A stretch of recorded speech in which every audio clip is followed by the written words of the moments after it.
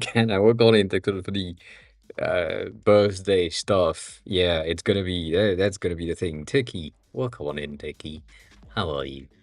How's the day going? How's everything? The usual. God damn. Already? Already? Well, I'm still blurred. God damn. You have too much points, Kenna. That's the reason. That's the thing. Stony. Um,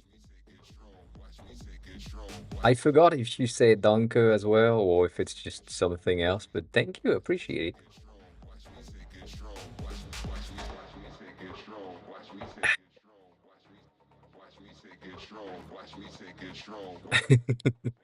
It is. Yeah. Yes, yes, that is true. How's the Tiki? How's everything? How's the lunch? I mean, the post lunch greed and all of that cybersec. Look on it. I think most of the things are gonna be good.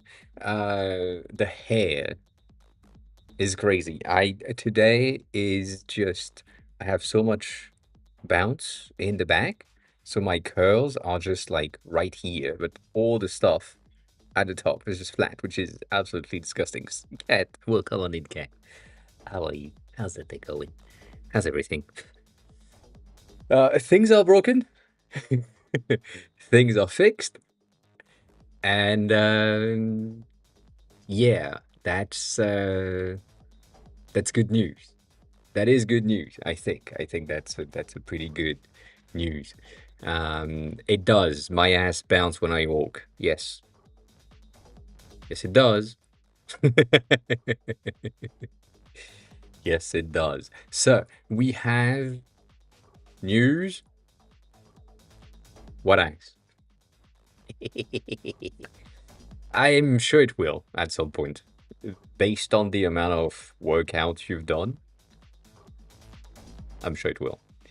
Um, dang. God dang, my brain, all over the place, all over the place. This has been a bit updated, just a smidge. So now the system is better. CyberSec, congrats on 20 streams. That's pretty impressive. I appreciate that.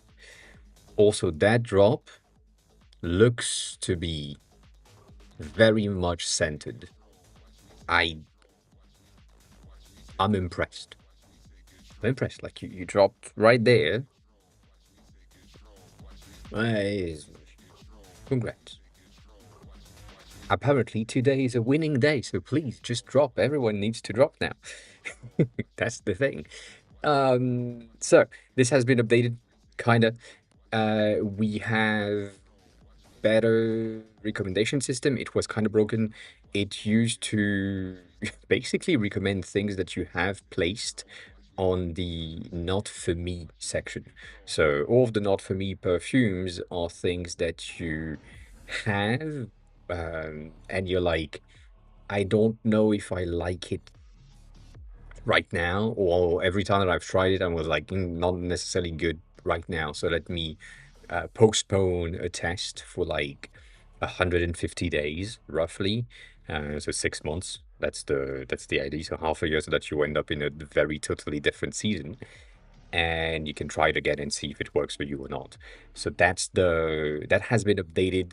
It is better now. It's not recommending things automatically. I have done some sort of a delay-based decremental weight. So that's gonna be the thing. Thank you, appreciate it. I don't like it as much as the initial one, but the initial one was too heavy on the processing, so this is better. I don't have a choice. I don't have a choice. Uh, so basically, what it does is in the first 60 days, once you have marked something as not for me, it's then never recommended, even if it is like a um, perfect score. Like it get like 10 out of 10 for everything. It's still not gonna be recommended. And then after 60 days, in between 60 and 120, we get potentials. Like it can be recommended if it is like an astonishing 10 out of 10 for every single things, every metrics that we need. And then from 120 and 150 days is just like we could, but it has a bit of penalties here and there, but not too much. So that's a bit of an addition, which I think I like. It's not like that much of a concept, but that's, that is better. The second thing is in the past versions, we had an issue with the images on the perfume bottles themselves. So they were editable, but I mean, they still are editable. If you go in edit perfumes, you have the ability to just change the image right here. So I reordered the things just a bit. But if you did, it was immediately affecting this image. But then when you went back to the collection view, the image was still the previous one. So I changed that to make sure that it also refreshed the collection view so that we have the content that is good. So that's pretty cool. Um, and then lastly, because I did so much on this shit, there has been some micro adjustment in the appearing. You've been seeing them for the past 5 minutes, which is like when I open one of the page, the content is dynamically sliding in and blurring in and so on, which is something that we didn't have before. Before it was like just sliding in the whole content. And I didn't like it, so now we have something that is more aligned with the rest of the app that has these dynamic transitions for all the pages. So that's, small stuff. It helps. It helps. Not really, but it kind of helps. So that's where we are on this one, which is pretty cool. Really happy with that. And that's one of the news. The second news is that this one now has the onomatopoeia dictionary, but most importantly, it has the onomatopoeia dictionary on the Android version. So I finally took the time to add the missing dictionary on the Android version, worked on updating the code base to a latest, more optimized things. I used, what's the name? Minify? No. Yes. Something to reduce the size of the binary when you are uploading it, and now it's like 40 megabytes instead of my 200 something. So good. However, because I'm a dumbass and I changed computer in the meantime, my .jks key for signing the bundle didn't exist anymore. So now I need to wait 2 days before I can upload a new version with a new signing and fingerprint thing. So that is wait. But on another news, Google is telling me that my Google developer account is going to be deleted in February 23rd, basically in a month, because they couldn't process something about my payment methods. So maybe I'm gonna get booted out of the Google Play Store, and I wouldn't care about it, to be honest. It's kind of sad for the 300 people that are using Can, but potentially Can is just gonna disappear forever. I don't know. We'll see. We will see. But for now, yeah, they are telling me that I don't have many recourses for anything. It's just like, yeah, well, your account is gonna be deleted on February 23rd. You can fix it by doing that, and I did that, but then I'm not having any success in unfixing or fixing the thing that they are telling me that I need to fix. So we'll see. We will see. Congrats on 7 streams. Um, you didn't come. That's sad. So yeah, that's a news on the Android side. Again, I'm not really caring about that specific potential. I don't really mind. Um, but yeah, it's a thing. If that happens, that happens. But That's good news so far that I've been working on the Android a bit and on the iOS version as well. We have some new apps that I'm working on in my head right now, which I might build. I don't know. I have doubts.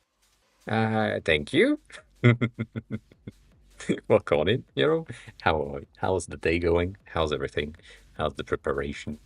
Um, so that's a thing. And then lastly, not really lastly, but kind of lastly, the current work in progress is Your this own labs just section. resubscribed for 21 months. Oh, in this. Lone Traveler, hi, welcome on in. And thanks a lot for the reset for 21 months. That is almost a year. That's a lot. Congrats. Damn. Goddamn. Thank you. Appreciate it. I Yeah, apparently today is a landing day. That's just what it is. That is what it is. You are about to all land today. That's it. Nothing else to say. Yeah, you're gonna land. That's the rule. That's the thing. So the update of today, and Cat is gonna miss the target. I don't know how I know, but yeah. So the update for this is I changed a bit of the flip animation, so now it's contained. It works a bit better right there, so that's pretty good. But yeah, uh, I mean, let's see if it's really rigged. I doubt. We never know. I think it's always a bad idea, but yeah. Why do we have a hype train? Please don't. Please don't. I mean, I don't mind the hype train in the beginning of the stream, but goddamn. See, not rigged. We good.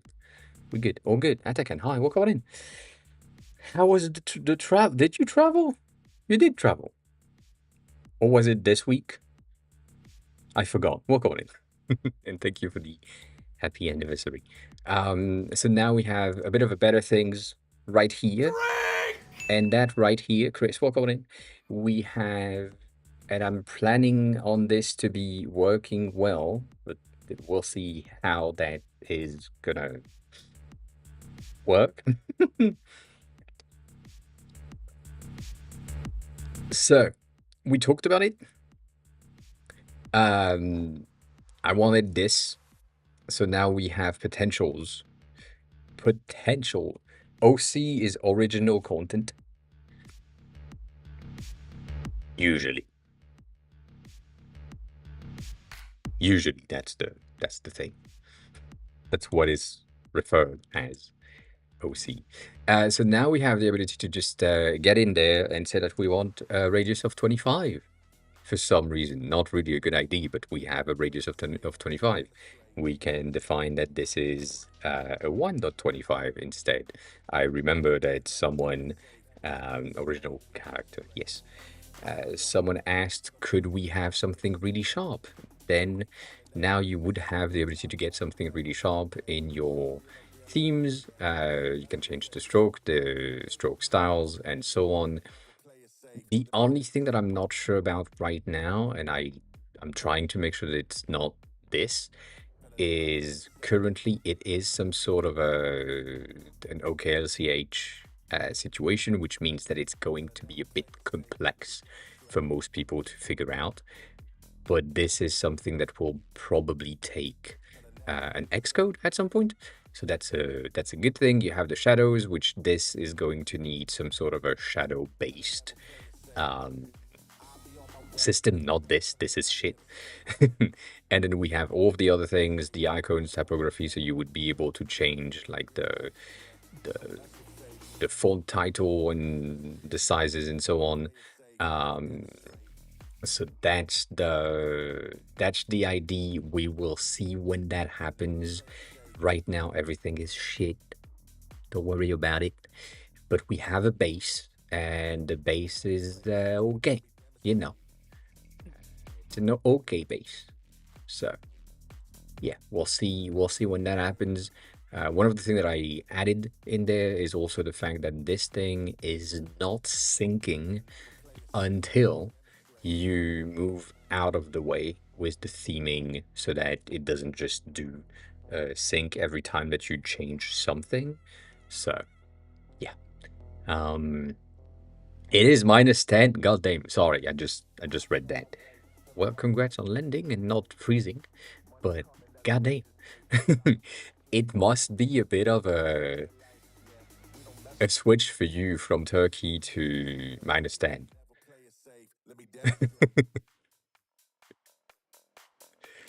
Um, yeah.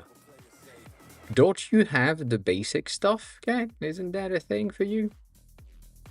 The native uh, screen mirroring thing that the cable provides? I think it works on Windows. I know it works for macOS with no issues. That's the thing. You don't have this, obviously, um, but technically speaking, the iPads, if you plug them in with a cable, OBS can pick it up. Like it's I don't remember exactly how it works, but it's just like you can 100% just get OBS to pick up something and say, "Oh yeah, that's an iPad, or that's an iPhone, or that'd be usually an iPad," and it should work. Um, Again, I know it works on macOS for no other particular reason that it is macOS based, so that makes sense. But I think it works on Windows as well. Um, I don't remember if it's like an OS specific thing or if it is an iPad just works situation. But yeah, uh, so that's a thing. That's a thing, I guess. But yeah, try it out. So yeah, so this is new. This is pretty cool so far. I've been spending the day on making sure that I can have things that are a bit more interesting, as in for the cards themselves. But then I also want to have that to work on um, a more how can I say that, broader designer-based situation where you would have the ability to just get something in a way designer way, so you end up with something that has like controls similar to what Figma has and so on. However, as always, every time these things are working, they are introducing a lot more code for the complexity of it. And with that, it is annoying for what the free tier of Cloudflare pages provides for the worker for the deployment, I guess. So I don't know if that's going to make it to you, but for now, we have that, which is pretty cool. I'm still trying to make sure that everything is working, but everything is not working. So that is a thing. Also, Teki, you said something, and I read half of the message. Apparently, my brain said something. Um, you said that the V2 is done, which is good, and then you just need the dev left, and you got an iPad, and now you made a ton of cute app icon. Cool, congrats. I knew you said something that I didn't read entirely. My bad. Sorry. So that's cool. We'll see how it works and how well it works in the future. But yeah, we have much stuff. However, as Jerome asked,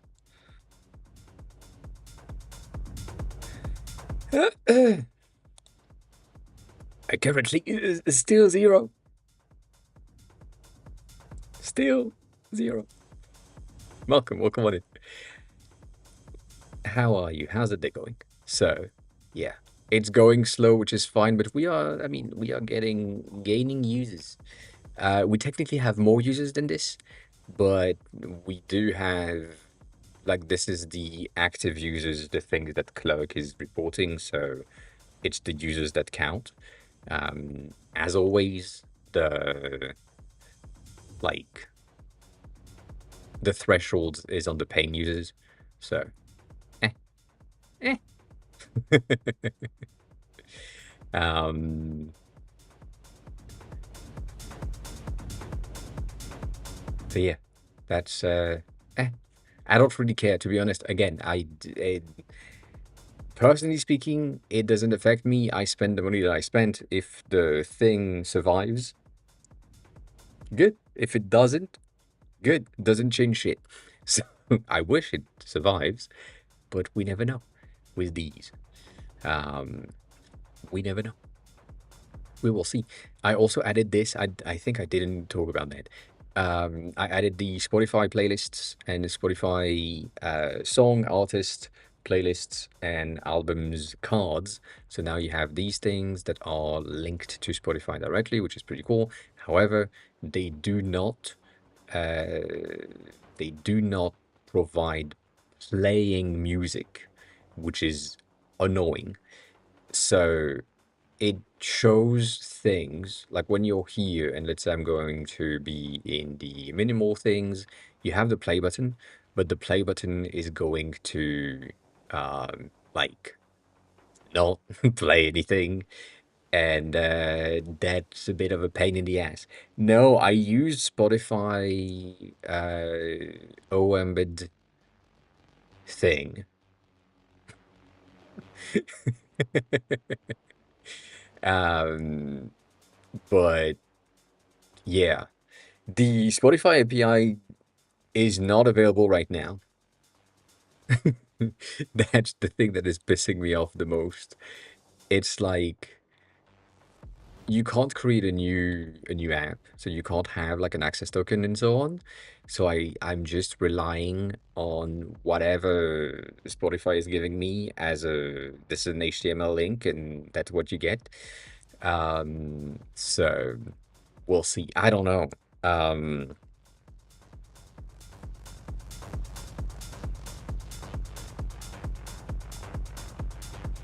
I don't know, but like this thing is just for the past 25 days, because obviously the blogs and other platforms are asking about it, like when can we create apps? And it's been like this for at least a month and a half, and they haven't changed anything. And their reply that marked the thing as resolved is just we are doing maintenance, and if you need help, we can talk. And everyone in the replies is like, yeah, we need to create apps. Like, we need to have access to API. And they're like, huh? What? Who? API what? Yeah, that's the thing. So that's kind of sad because it would have been pretty useful to get through like the whole web API and get their content and basically probably get like the proper data. But right now, that's not the case. So, eh, we'll see. Um, yeah,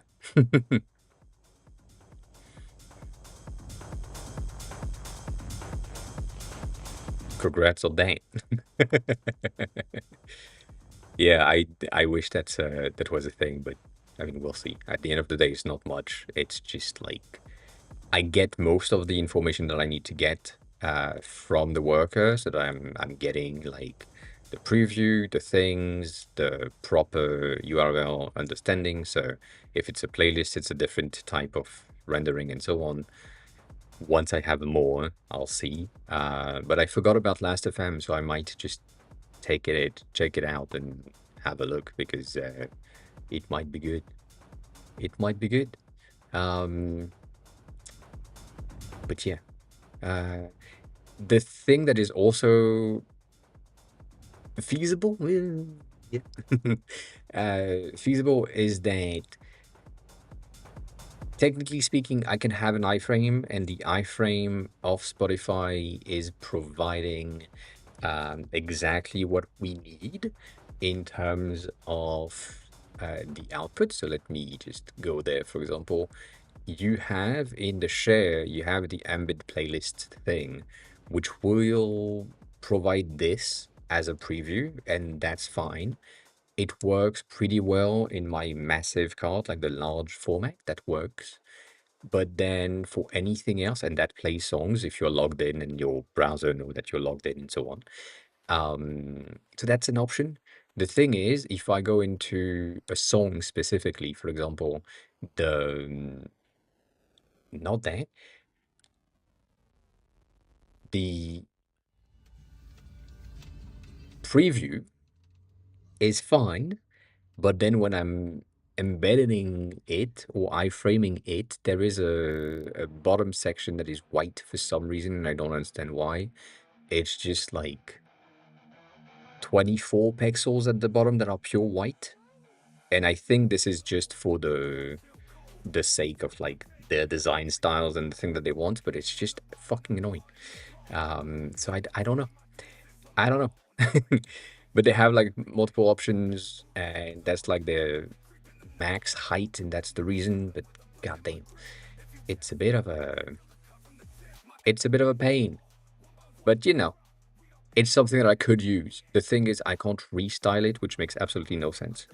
Um, so you know,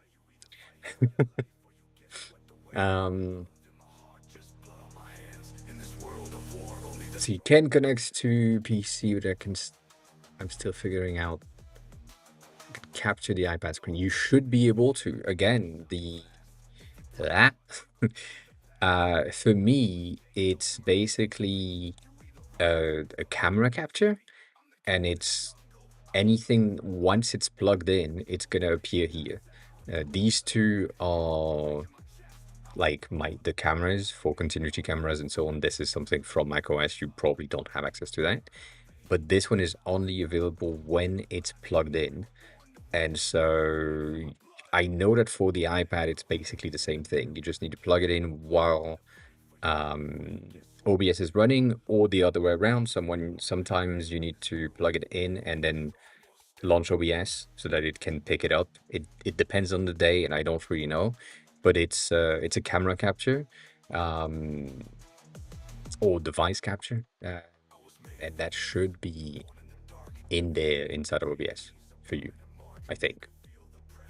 Try it out. You know, we never know. If it works, it works. Um, but yeah. So yeah, that thing is a tad annoying. I don't know exactly when Spotify is going to re-enable something. If that's not the case, Last.fm is going to be the last resort for music playing. As always, the goal is to potentially achieve what we have here on Vento to get like the Spotify environment, which I think they have for the same thing, right? Where they pull that from the Spotify API, and therefore obviously they have access to stuff. But yeah, that's the thing. This one we already have, which is cool. And yeah, that's the overall system that we are expecting to have when we can. But for now, we don't. I don't like the fact that I did the same thing, but I do like the fact that I did the same thing in a way. These cards in the hero make sense, right? And what I have made here kind of makes sense too. But eh, eh, you know, you have a grade though. That's the difference. That is the difference. So yeah, Spotify will come at some point, probably when I have an API key. I doubt. And other than that, GitHub has been updated, so now it has the proper presentation. So, as I said, we have proper values. Let me put that here with all of the information that are related to your GitHub account. So, or whoever GitHub account you want to showcase, to be honest. But yeah, you have that data, so that's pretty cool. And if you are someone that wants to showcase the activity metrics, it's in the settings, and you can just toggle it on, and you have the activity metrics of your specific account. And it's just, it's cute, you know. Obviously, my profile image doesn't help with the metrics because colors doesn't work, but you know, that's where we are. So making progress on that is pretty neat. It is pretty neat. I think that's about it. I tried to do something else and then I gave up. I'm trying to run a very specific type of not LLM but AI-ish models on device on my phone, and it doesn't work because they are not optimized for that yet. They will be, but for now, they are not optimized yet. Without a capture card, that's so sad. Well, I'm sorry. I gave you hope that you should have discarded. My bad. My bad. That's sad, though. Then the other one is AirPlay or the other things. Yeah, that's the that's the other option, but that's also kind of annoying. It's basically what you have around here, where in that, like the one that is blue and breathing in the bottom, that's the currently screen capturing section. That means that it is currently being captured, and you should have this in your iPad in the top right and get just the ability to toggle that on. But that is AirPlay or screen capture, screen mirroring, whatever. I would say the only issue that you have with this is that it is potentially most of the time unreliable, and it will end up with cuts. If you need to use that through like a stream, there is a high probability of it breaking at some point and you ending up with like having to reconnect and so on. So it's fine, but not the best. If you just need to record your screen, just record your screen. Like just press the record button and just do your thing and then export that.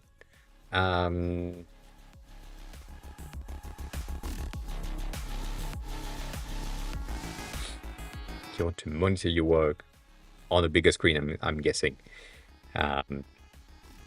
Yeah, then I don't know.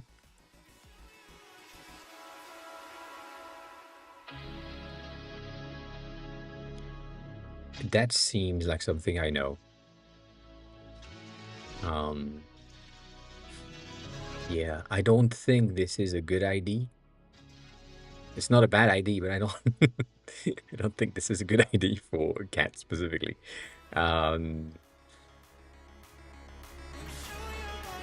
Yeah, I wish I could like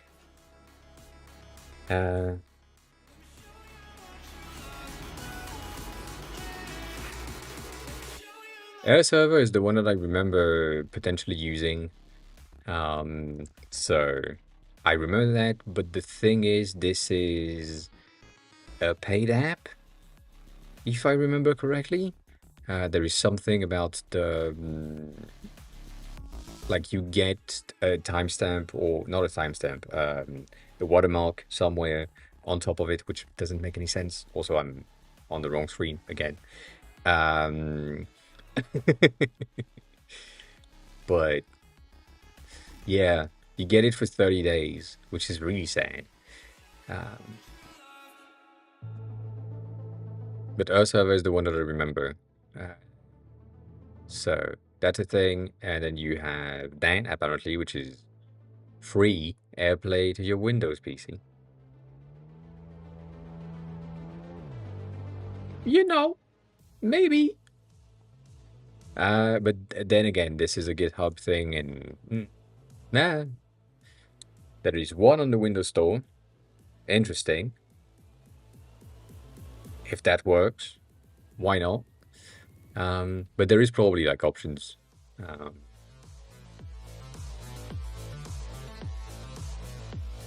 as long as you know what to look for, that's usually the regular things. So these two might be options for you. I don't know. Depending on what you want to create, have, so on. The usual. Um, but yeah. Also, Parsec is good, as you said, for streaming. Uh, but it might be a bit more technical. Not that Cat is not technical, but still not like me. I mean, I am not technical.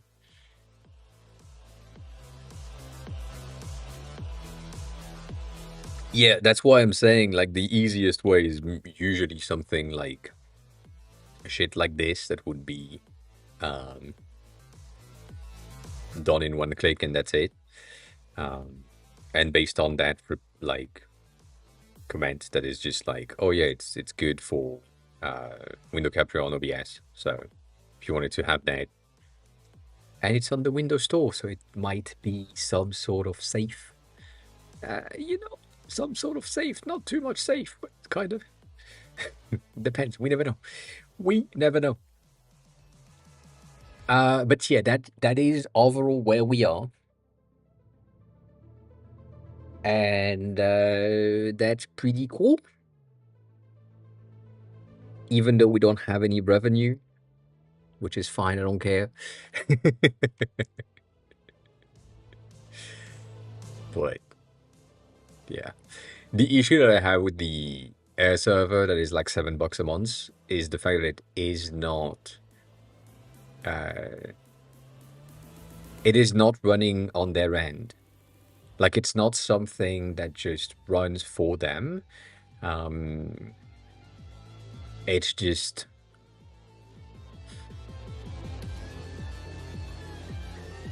it's just on your machine, so they don't have any cost. So it makes no sense to have a subscription for this. But yeah, well,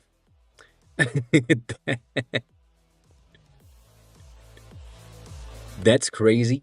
That is crazy to have a meeting scheduled 30 minutes before the meeting. I would say you will overthink it. Don't worry about it. Overthink as much as you want. And then if you were right in your overthinking, then no surprise. If you were wrong, then surprise. And usually, because of overthinking things, you will think bad thing. And if it's not bad thing, then we are all good. Nothing to complain about. So, uh, win-win. Win-win every day. Yeah, that's where we are.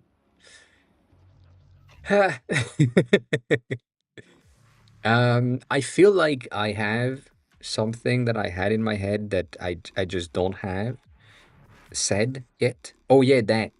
See, I just need to speak to myself. Um, I thought about this. So in Can, for example, I have the website can.app, and I was thinking that maybe I shouldn't.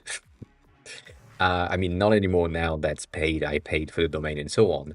But it might be a better, like, branding thing from my point of view, but also from my financial point of view, to use ADHD Studio, which is currently not really active but still like there.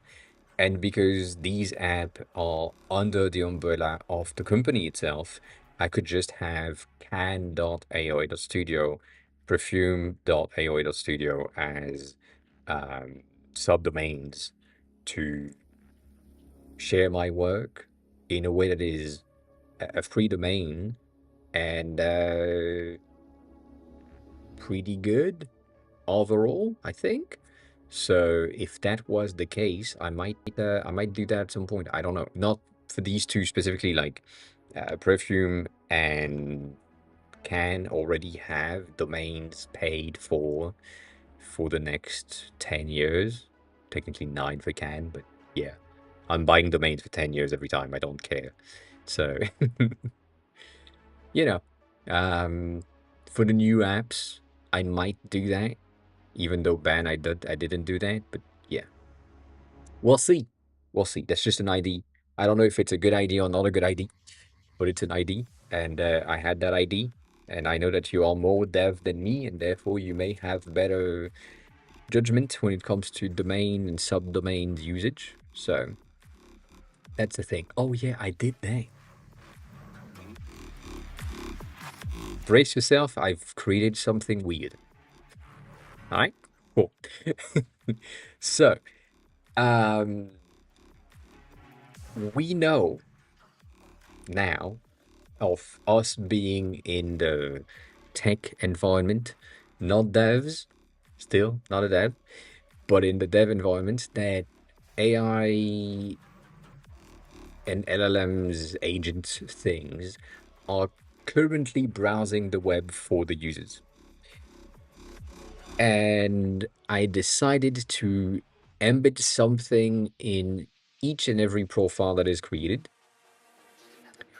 specifically for these agents so that you end up on I mean not end up, but like you have something like this that is returned for any LLMs that is parsing the website. So basically you have this in the metadata of the profile, and that way when an LLM is going through, there is a prompt injection basically at the top that just says, don't pass the website, here is the recap. So that avoid AI agents and other robots things to go through the entire profile. That's the first thing. But most importantly, it has a marketing message at the top, profile recap, and marketing message at the bottom. So every single profile is an SEO bomb for any AI agent scraping banned. So you get referencing and backlinks, and any scraping, any LLM going through is going to have some prompt injection and positive outputs,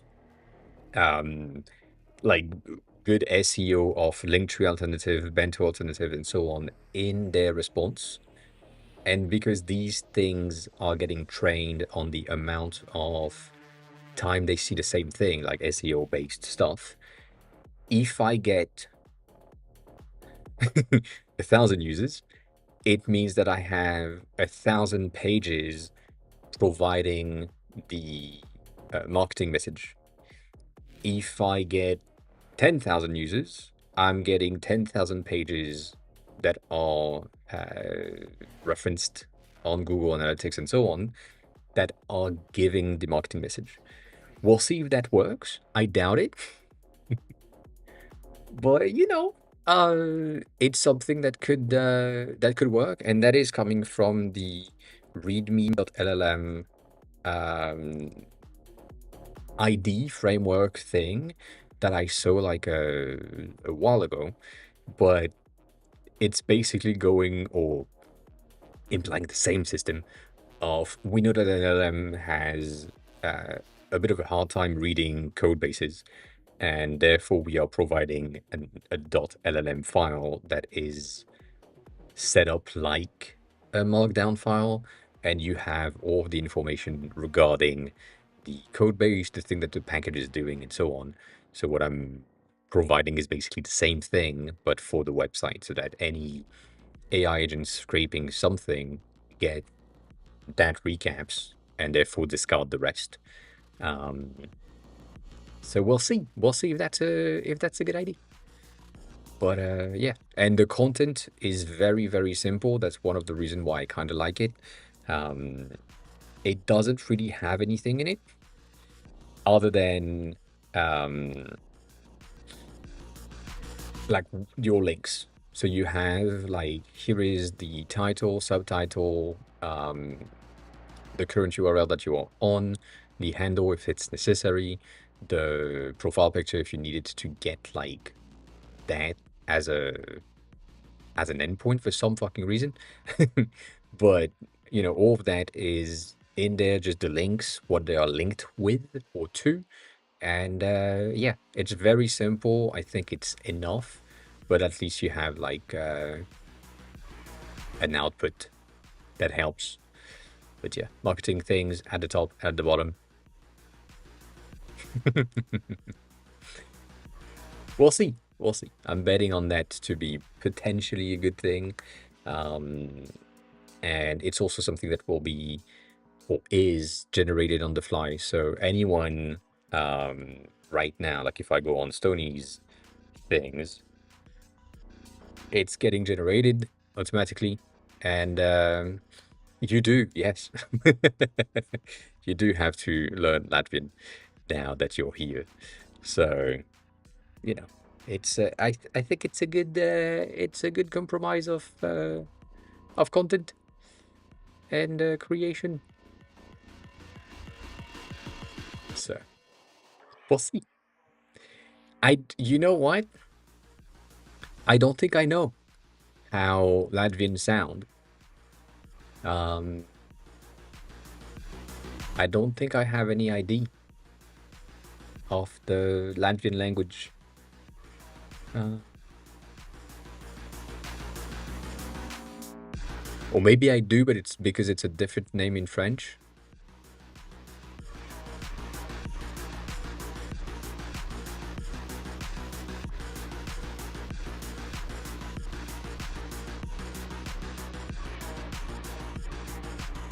Do we have a snippet of how it sounds? We don't.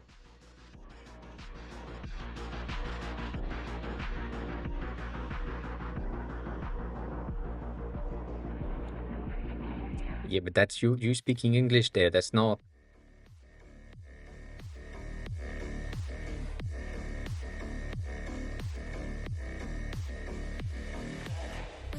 Mm, mm, yeah.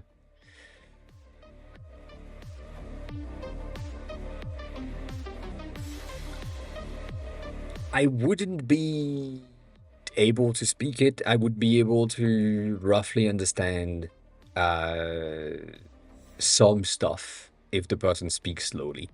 That's for sure. But that's it. not, not gonna lie there. I would be lost for sure. But it sounds similar to a mix of Anglo-Saxon languages. So wouldn't necessarily be lost that much. Mm, mm. But it is complex. I get it. I get that. Um, yeah, with Turkish, you might have some issues with the pronunciation of some consonants back to back that you are used to pronounce in a very different way. Um, but yeah, that's uh, that's gonna be a challenge for sure. Though you were staying there for 1 year, right? Or 6 months? I forgot. I feel like it's 1 year. If it's 1 year, you have the time to learn, you know. Like it's gonna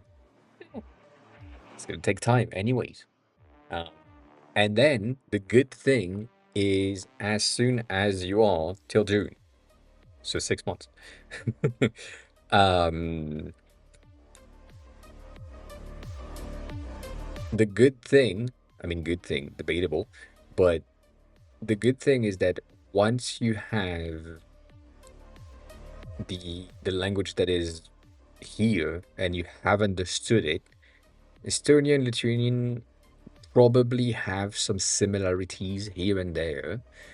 And then potentially around there, you would have some words that are similar-ish.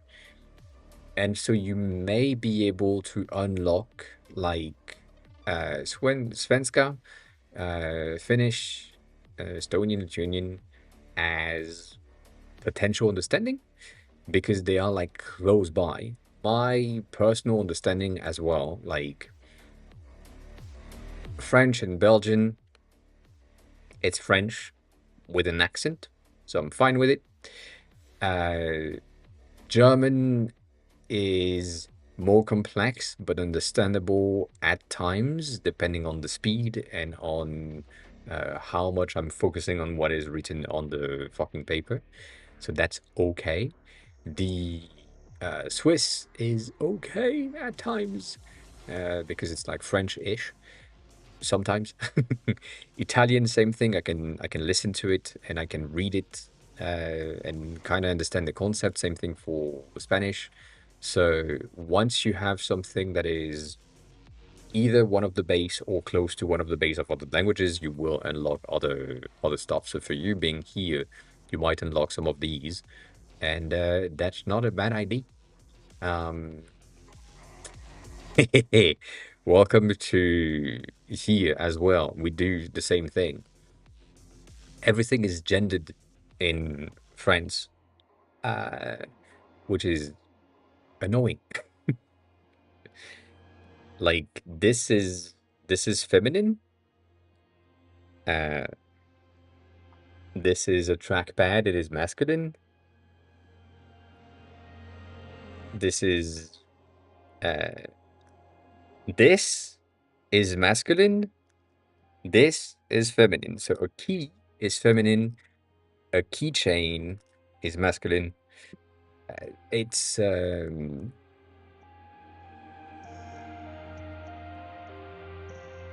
it's a pain in the ass. That's I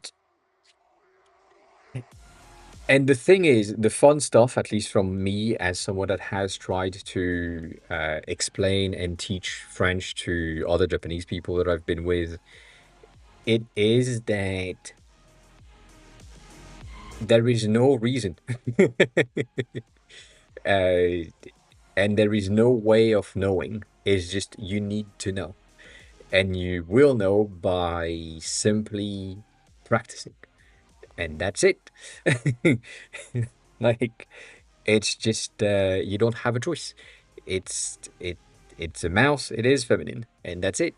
So yeah, we don't have ungendered stuff, and we've been trying to introduce ungendered or gender neutral terms in French, and some French are really against it, like a lot, for no fucking reason, because they don't understand that a new word can exist in their language. But yeah. But yeah, I mean, it's the same thing in Spanish. It's the same thing in Italian. I don't remember if German is the same, but yeah.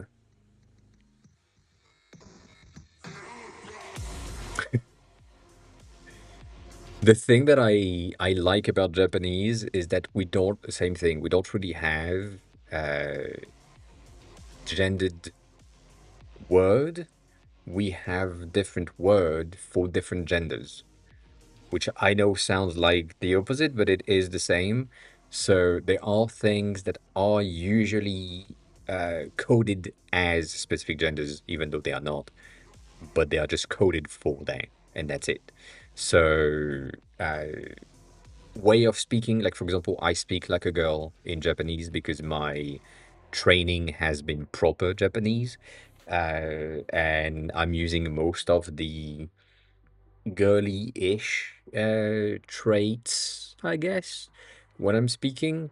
So that's the type of thing that exists. Like kawaii, for example, that you probably know is a mostly girly thing, even though guys say it as well. But then you have kakoi, which is like cool, but also a way for guys to say kawaii. So you know, it's just different words. Um, I forgot exactly the the the things, but like the most recognizable ones is the kimono and the yukata, and the others like formal attires. They have specific names for the one that men's are wearing and the one that are wearing.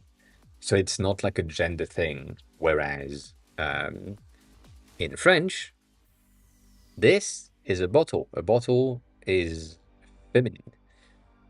And, yeah.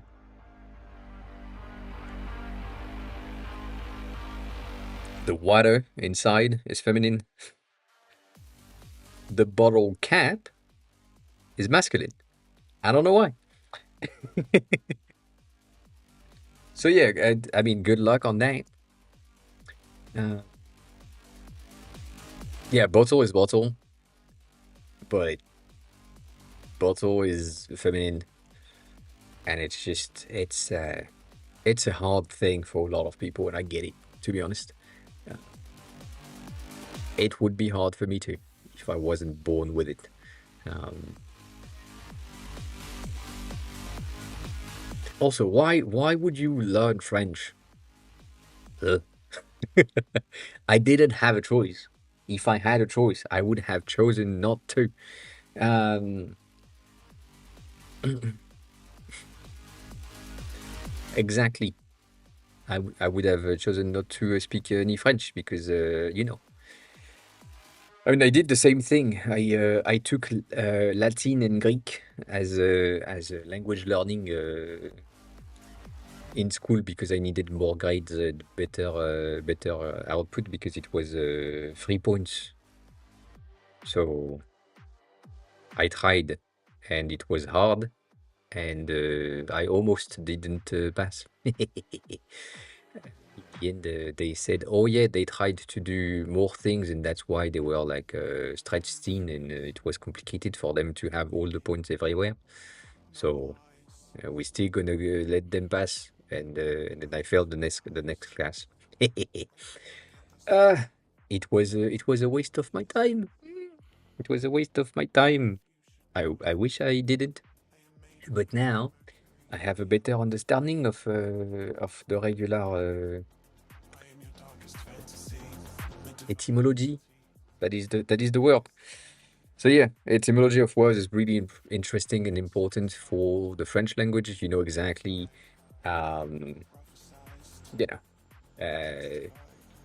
see how things goes. But yeah, have fun in your meeting.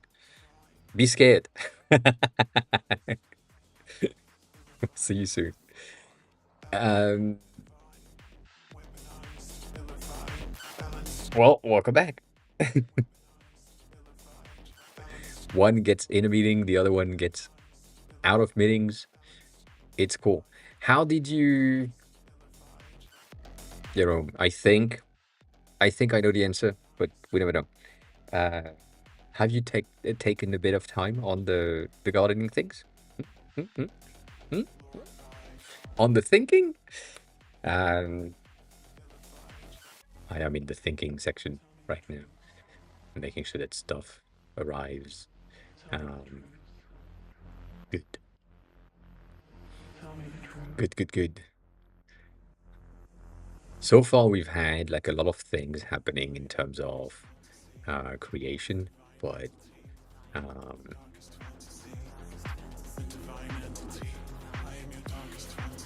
we will see. There's been like a lot of people on my feed lately that are OBS driven, OBS specifics for chats, widgets, and other things. So that's pretty cool for me to have like references. Like, this is a cool idea. of making it rain. You know, that's fun stuff. Um,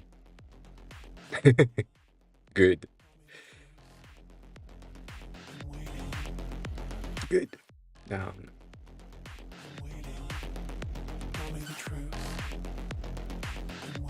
like, yeah,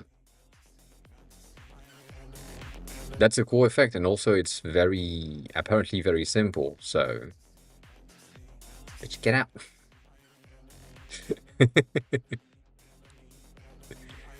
That means I can download that entire thing and then get the rain and be done with it. You know, um, that's always a good thing. It's always a good thing. Um,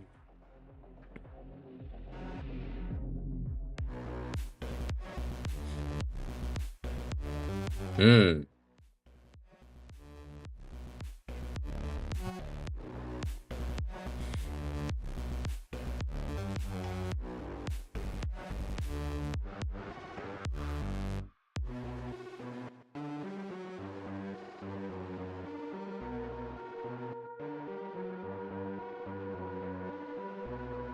Stoney, say that again.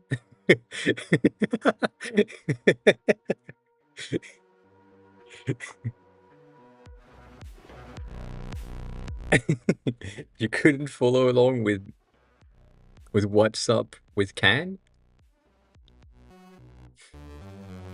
You mean the thing that I said earlier? Because you were getting coffee, as always. Uh,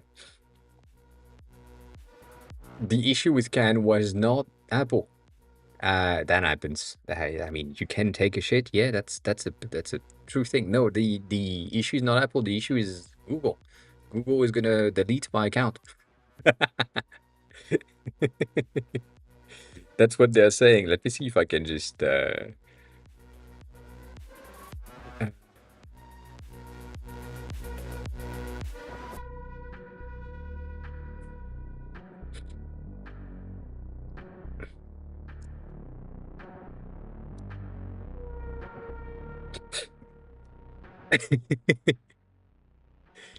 Yeah, Google is basically telling me that I'm gonna lose access on February 23rd.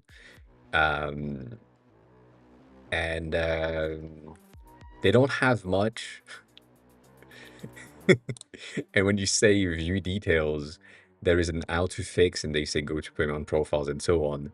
But I did all that already, and it's still like it's taking me longer than expected. I'm expecting this to happen today or tomorrow. Um, but yeah, it makes no sense. It makes no sense. But if they remove me, which I'm fine with, uh, then they remove me. That's it. Like I don't have anything else to say. It's just like, well, whatever. No more Android app. Eh, eh.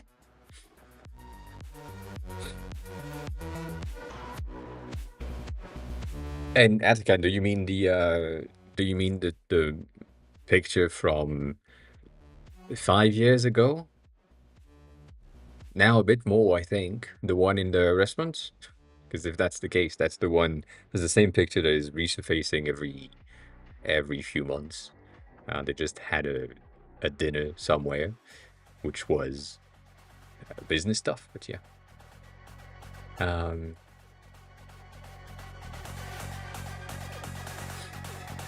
but yeah, no. Overall, it is the reason for that is um,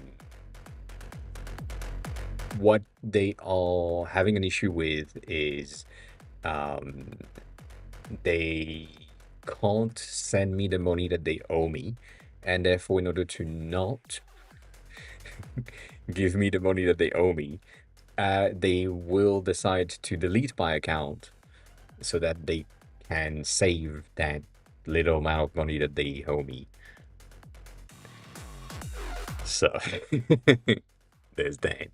Um, but yeah, basically, it's just like an account situation where they can't send money somewhere, or they don't have a landing spot for the money, and they don't have the ability officially to become a middle point where they hold for too long. So in order to avoid that, they need me to get like a payment processing endpoint, which is one of my accounts. That's the thing. And I'm just waiting for that to get verified, and that's gonna take a while. Yeah. Um, I don't know. And no, everyone is saying the same thing as I can. It's like that picture. Um,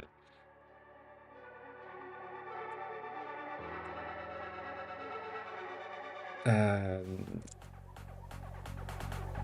that picture, which is like all over the place, everywhere, all the time, and so on, is just popping in every time that there is a Google News or an Apple News, whatever it is. If there is like a fake leak of Apple working with Meta, there is this picture coming in as oh no, they are not working with Meta, they're working with Google instead. Or, like that's the usual thing. So this thing is just like, it's the same picture. It's been the same picture for the past 5 to 6 years. um, so Manbreveg just resubscribed for 22 months. that's the thing. Manbrave, welcome back. Thanks a lot for the resub. I appreciate it. Welcome back. It's been a while. How are you? How's the day going? How's everything? How have you been? And so on. Um, Yeah, so Apple has a deal with OpenAI and a deal with Gemini right now that is in the works. They also have a deal with Google directly, not Google Gemini. They have a deal with Meta as well. So basically, they all have deals together for sure. The current deal is Apple saying that they are going to introduce Gemini as the LLM backbone of Siri for the latest upcoming versions. We'll see when that happens. I doubt it. I mean, I doubt that it will be how people are interpreting it. Um, but yeah, that's uh, that's good. I think that's good news, specifically based on the deal data that we have. So, let me go here because that's going to be easier. The deal data that we have is that Google is supposed to create or provide Apple with an closed source on-device version of Gemini that will be um, basically Apple's version of Gemini that would simply run the logic and speech, roughly, of Siri, nothing else. So basically, Siri is just gonna get her brain get upgraded to the latest Gemini version, and because Gemini is gonna run on device, it's gonna be faster than what Siri is currently capable of, but also because it's gonna be a closed source proprietary version of Gemini, it is going to be something that is going to be more integrated within the Apple ecosystem. So that is pretty good.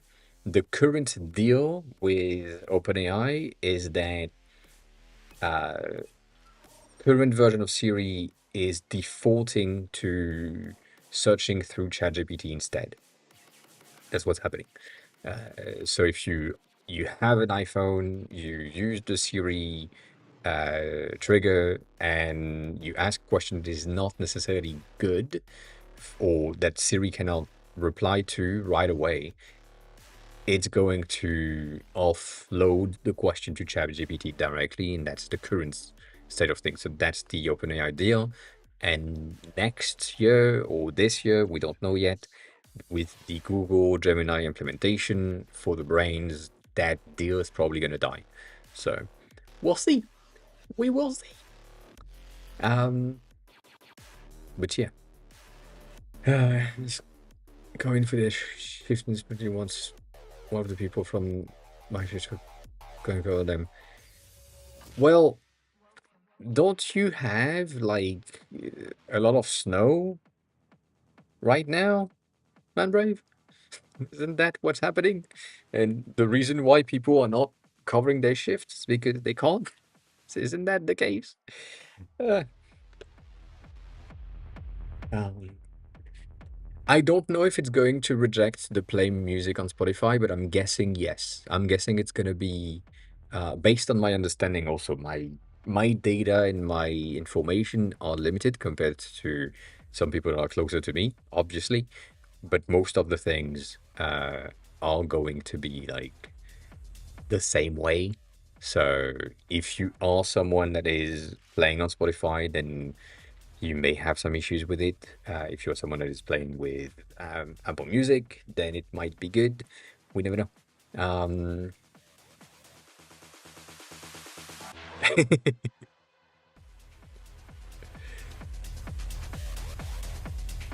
but yeah, that is the current state of things, and the deals, and that picture specifically is just resurfacing every single 3 months. Like it's just it's crazy. You can't. You can disable it. So in your settings, you can go into um, the Apple Intelligence and Siri section, and then from there you can just disable it right here. Grace, welcome in. How are you? How's the day going? So that's the only thing that you can do, and once you have done that, then yeah, um, that's the thing. You can delete Siri story and stuff, which is not necessarily whatever. But yeah, that's the only thing that you can do. Other than that, you don't really have uh, an application support thing um, that can be removed. As far as I remember, this is going to be something that is on the system level rather than on the user level, but it could have been in there in the library application supports, but we don't have anything in there. So yeah, that's kind of sad. Um, but I get it. But yeah, that's the only thing. Um,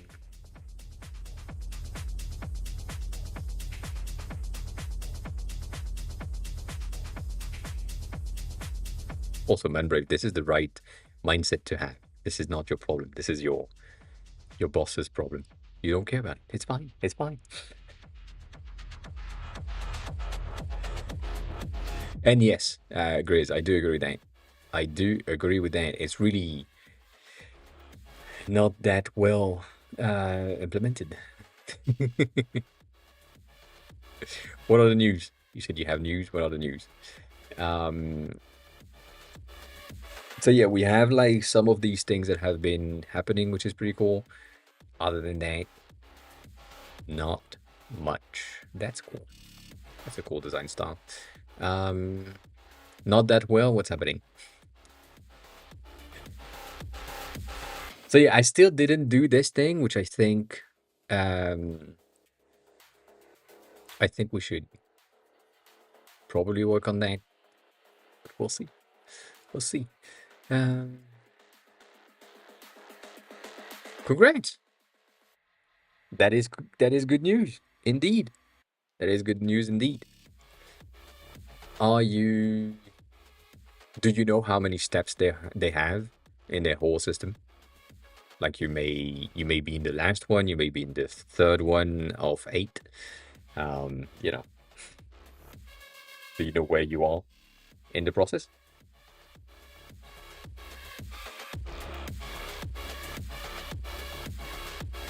That's always a good thing. Like last time, um,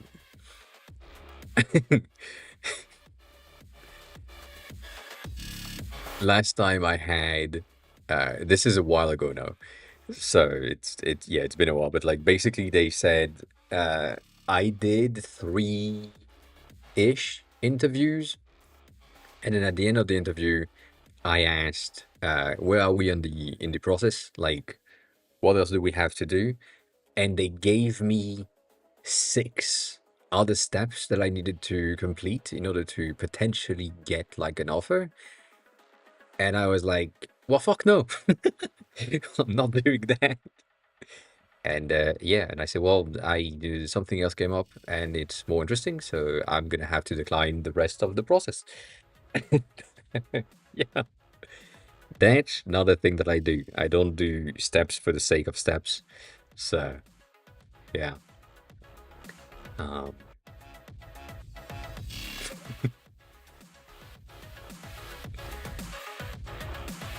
but that's a thing. Yeah, right now the only thing that is sustaining me is like the freelance stuff. Most of the freelance is fine. It's not like groundbreaking, but it's enough. Um, okay, cool. So if it is the last one, that's good. Um,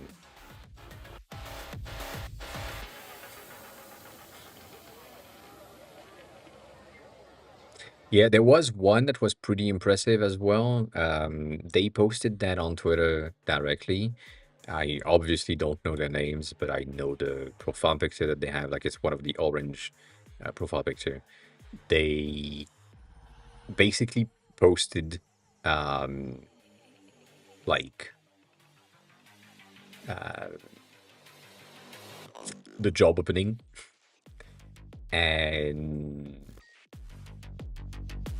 4 days later, they posted a reply and say this has been filled, which is really impressive. Um, I thought that was my name. God damn. Uh, and yeah, no, the apps right now are not giving me enough. Not that they are giving me much, anyways, but they are not giving enough to sustain regular life. Um, as in, we are here, and right now we are in the red for most of them. I mean, not most of them, for all of them, this month is really, really low. We have a lot more activity on Perfume, which is really cool, but you know, conversion rate is pretty impressive. Um, that is good. And if I look at like 90 days, it's not it's not nothing, but it's not much. As always, this is like metrics wise. This is good because it pays for itself. There is no, I don't have database costs or any other cost that I need to take care of, any recurring. So they did. Basically, it's $100 for Apple per year. So Perfume has exceeded that in less than a month, basically. Um, I mean, it's been live since November, and people have been paying since November. So in 2 months, I covered the Apple cost for this year, and for the previous one, I covered the Apple cost in like 3 to 6 months. And overall, in total, I am now break even in Apple cost, LLM cost, cursor costs. So that's that's covered. Like I'm currently in the positive, but like by like $13. So that's something. But yeah, overall, like that's not much, but it covers everything. It covers the cursor cost is in there, Apple cost is in there for both of them. So no, I'm pretty happy with the sessions though. That's the thing that I like to look at the most. Looking at the 30 days things, I like the fact that last month we had 1,000 session per user. I mean, in total, but per user, whatever. The thing that I don't like is the fact that this is a decline. There is a lot of users that have therefore left compared to the previous months. And then obviously this one, someone bought the app entirely, so that's $200 right away. So obviously it's going to be lower here, but yeah, this one is good though. The fact that we had previous months 200 session, then 900 session, then 1,000 sessions. There is a growth that is pretty good, and the overall trend that I'm looking at, when I'm looking at this in the lifetime data by data, is not really showing anything because it's been like 2 months. But overall, it's growing, which is pretty nice. Pretty nice to see. So yeah. I think I know it's pretty simple to understand why people are leaving here. It's mostly because you download the app for the first time, you get access to, come on, load. You get access to the design dictionary in the first 1,000 word dictionaries. And in Estonia, you asked for that earlier, and I didn't reply. Yes, you have access to all the characters for sure. But in roughly a year, you should be able to go through all the dictionaries that are free and not all the characters. But if you were here just for the dictionaries, you are going through that no problem. If you were there for learning the basics, you are going through all of that, at least irregular katakana, radicals, and the first tier of N5 in like 6 months, probably through the app. So that that whole system is like, it's probably the reason like people are using the free tier and then they're going away. Um, so you know, it makes sense. I mean, to me, it makes sense. The thing that is interesting is that as well, like the Russian, French, Chinese, Japanese, or people that are in Japan and US are the main territories, which is something that it happens. But same thing, one of the reasons why this is working is because this app specifically has been translated. This one hasn't. So it's limited in its reach, and I need to go through the translation process again very soon so that I can have the app in multilingual and therefore getting something that is a bit more reachable. I'll see if I can do Chinese this time, but I doubt. I need someone that knows Chinese to be able to just read things and ensure that what I'm translating is good. But then I also need to fix this. Like, this is unacceptable from my point of view, the fact that we had no crash. And then I made an update, and since then I've been having crashes all the time. So that's not good.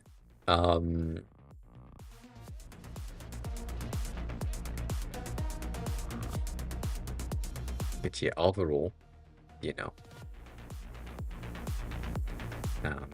I I do too. But like, I don't know a Chinese person that is into perfume specifically, um, directly at least. So I know some German people that can help me for the perfume app because for some reason the Germans are really, or at least on TikTok, the Germans are really into perfumes.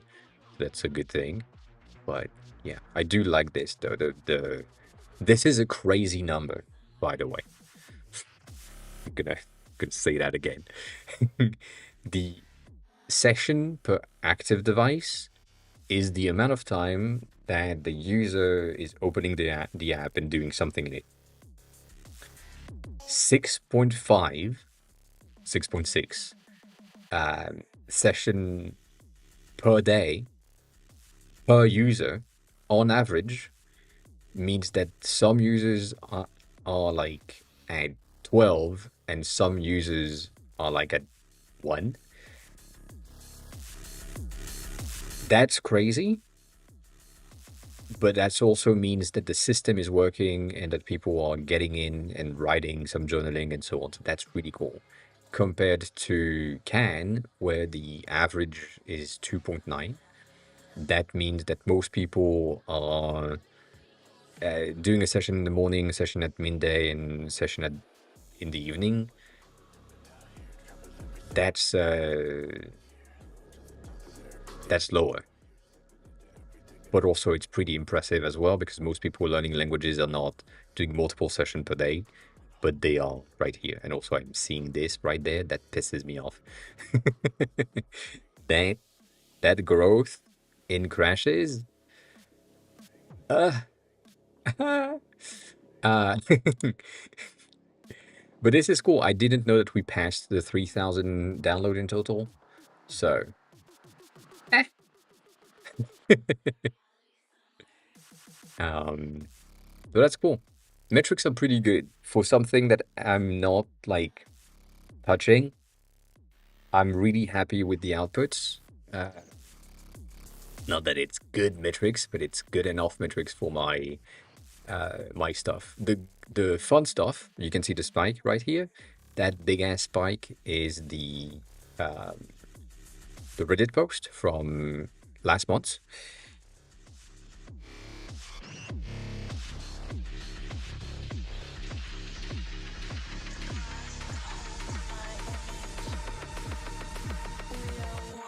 The mods decided that the post was not worth saving and keeping on their subreddit.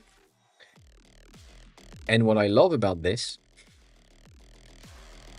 is the fact that this is this is what I had, right? I had 371 upvotes, 67 comments in total. And I was showcasing something, just explaining how I'm using that specific brand of code. And the reason is um,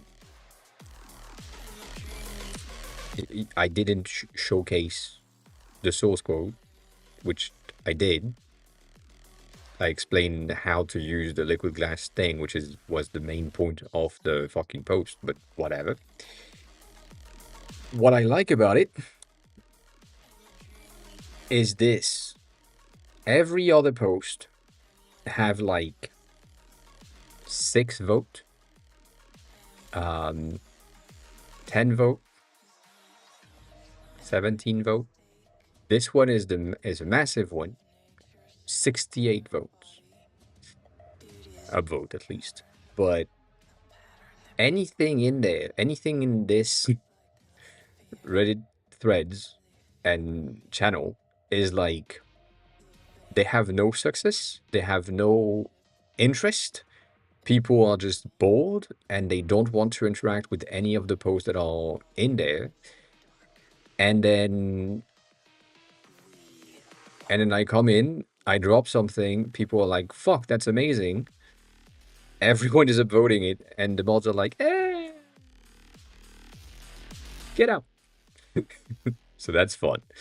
Um, but yeah. Oh. That's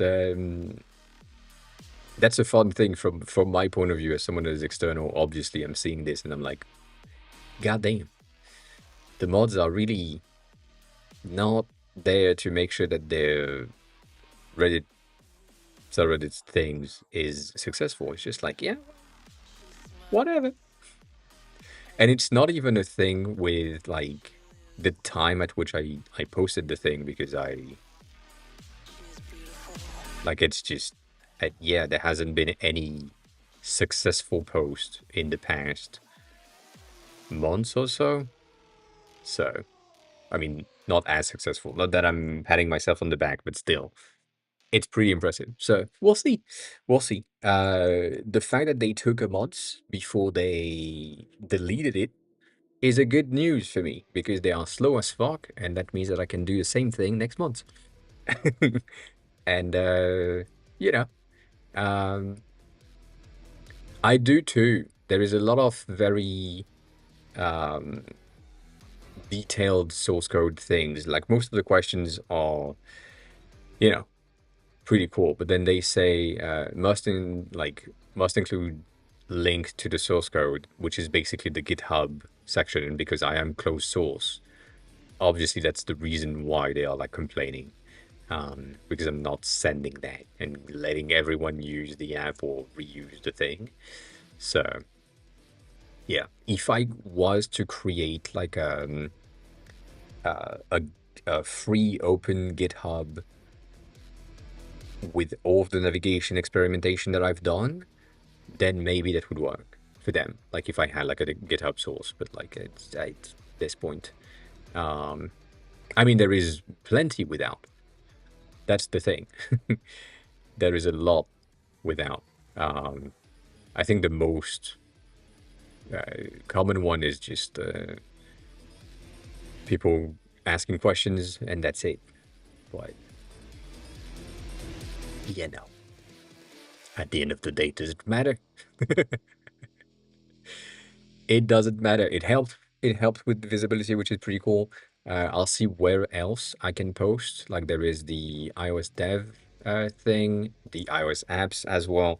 But same thing. The iOS app is getting so much nothing most of the times. Like most people are getting 20 votes and so on.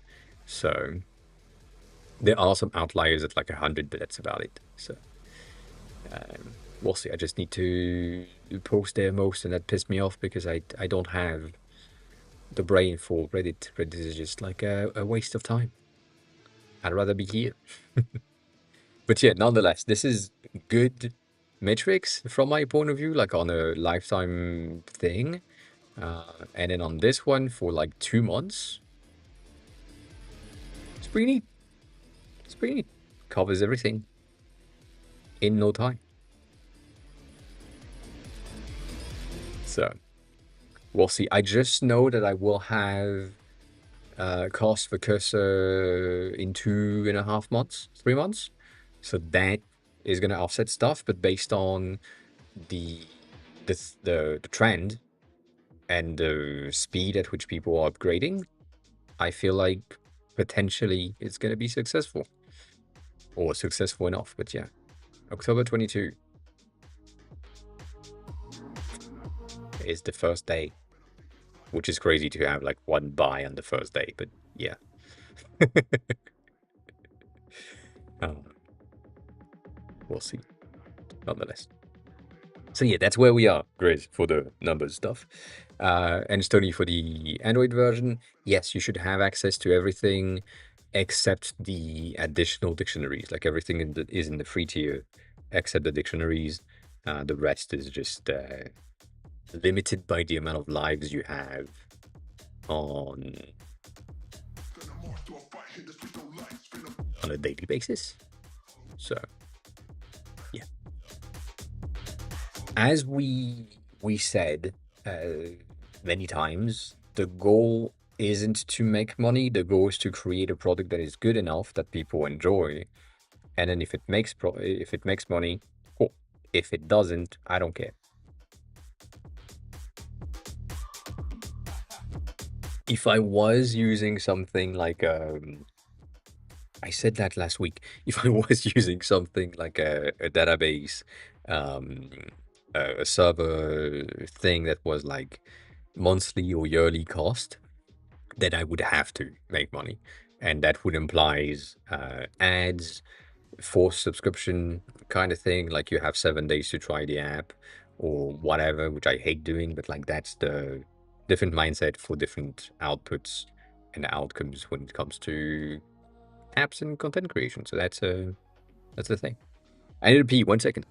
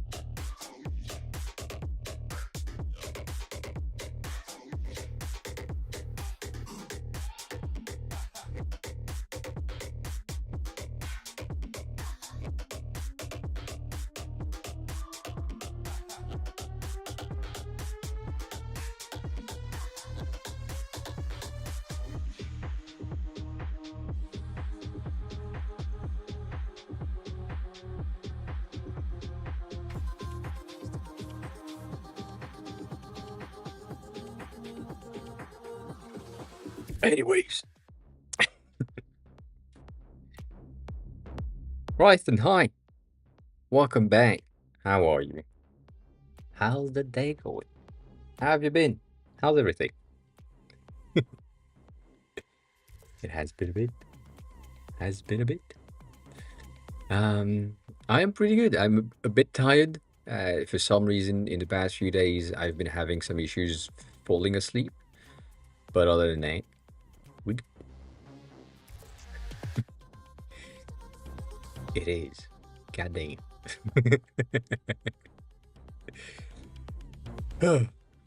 I usually don't do 1 a.m. stuff. Um, I do my best not to. I do my best to be sleeping around midnight. That's my usual thing, but still, sometimes I can't. And that's kind of sad. That's kind of sad.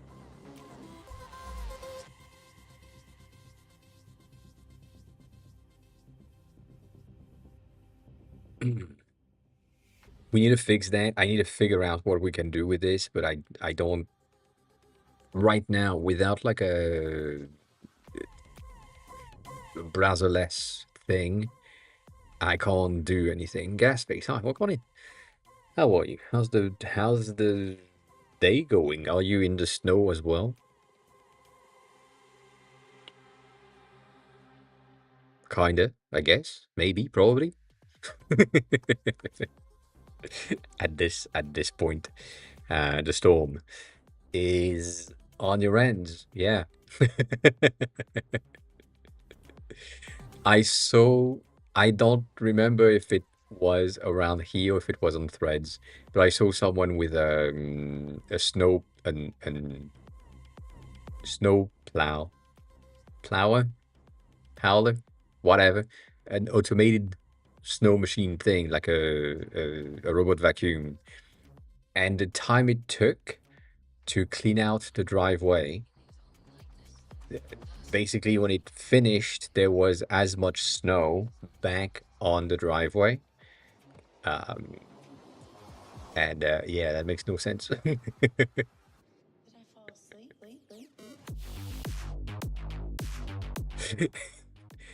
I wish I saved this thing, but yeah. Also, this, if you haven't seen this,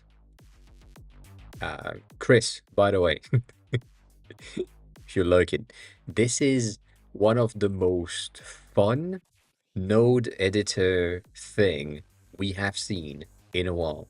So you can just create something, right, by well, creating something, and then it has all of these node things right there.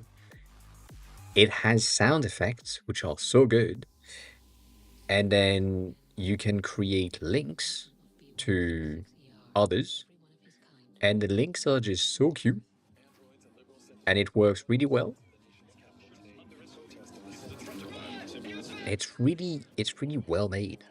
Like they've done a great job, and that whole grid thing is really weird. But most importantly, or the thing that I like the most is there is something about the physics. So this thing has a bit of velocity when you are dropping a card somewhere, right? However, it also has a bit of velocity when it reaches the edges. And it just you would spend days flicking things wherever just to bomb things and explode them together, just because it's just it's so good. It is. It is the most useless shit we've seen in a while, but goddamn, please take a look at it with headphones, because each of the things, like look at it, the particle just bouncing wherever.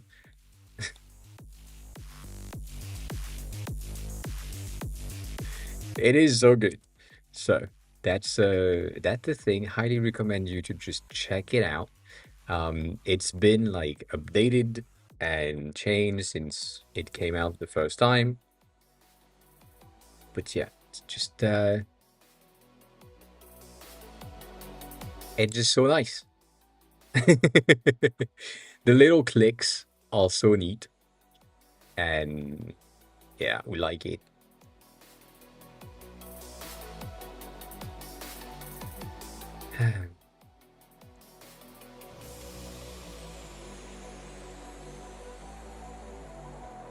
So cute.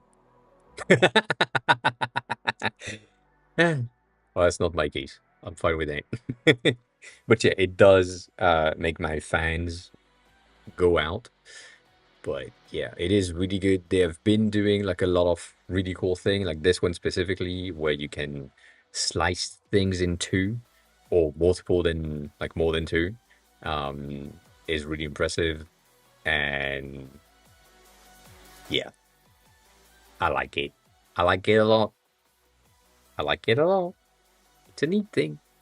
Like look at that. Isn't that a cool effect? Goddamn.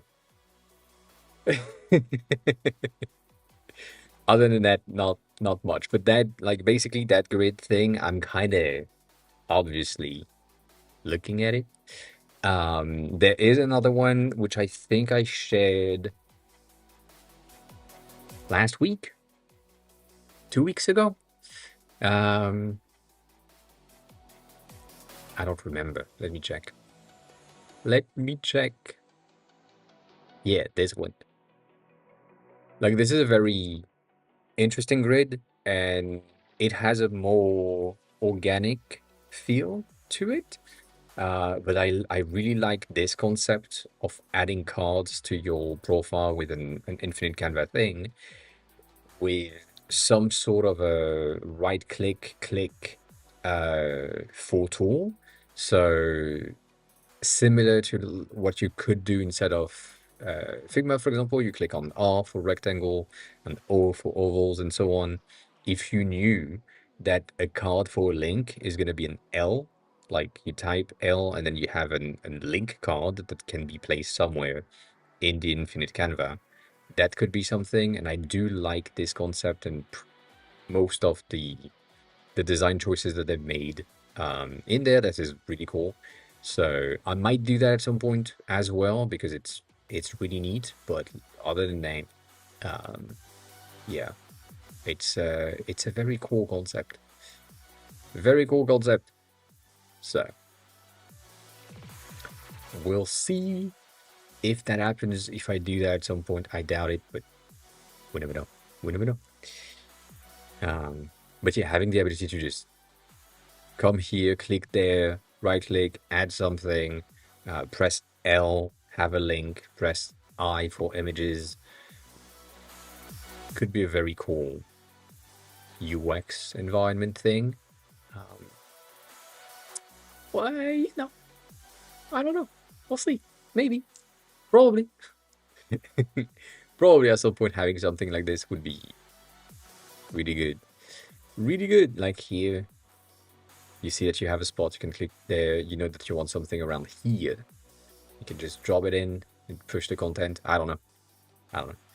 That is more complex though than what we currently have, and it implies a ton of changes when it comes to the grid CSS behavior that I want to have.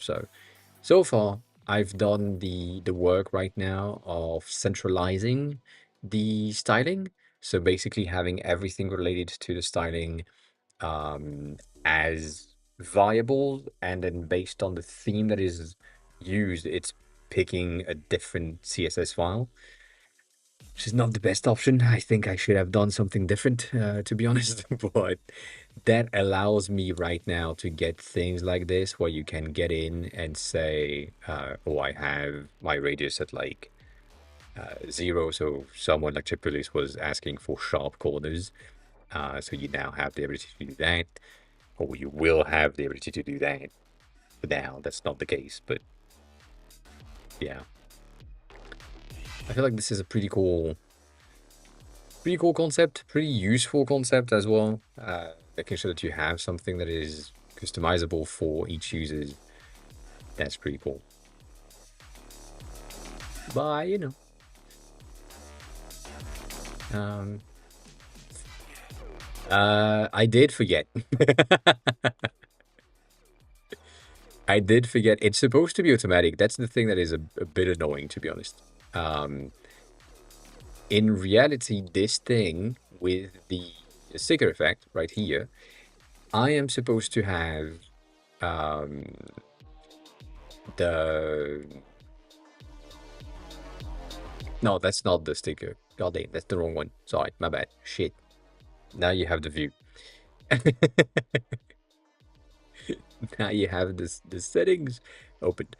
Um, that's weird. The check-ins. Did I just do that in my ending? I guess I did. Um, that is supposed to be automated, and the values are supposed to be changing.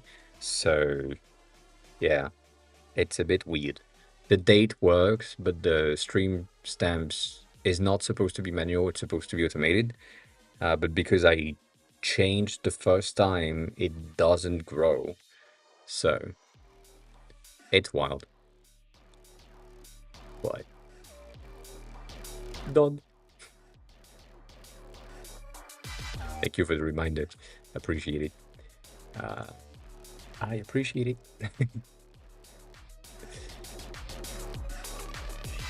One of the other thing that I wanted to do is one of you, I think it was Larkham. I think had a version of his website that was almost hand-drawn cards, and I wish I could do the same thing here. So basically getting something like the light mode version of the minimal with a stroke value of like 2 or 4 or something, like very heavier than what we currently have, and then getting that to get some sort of a scribble effect or a wave pattern would be a very cool idea. Maybe 2 is enough. Boy, yeah. I don't know.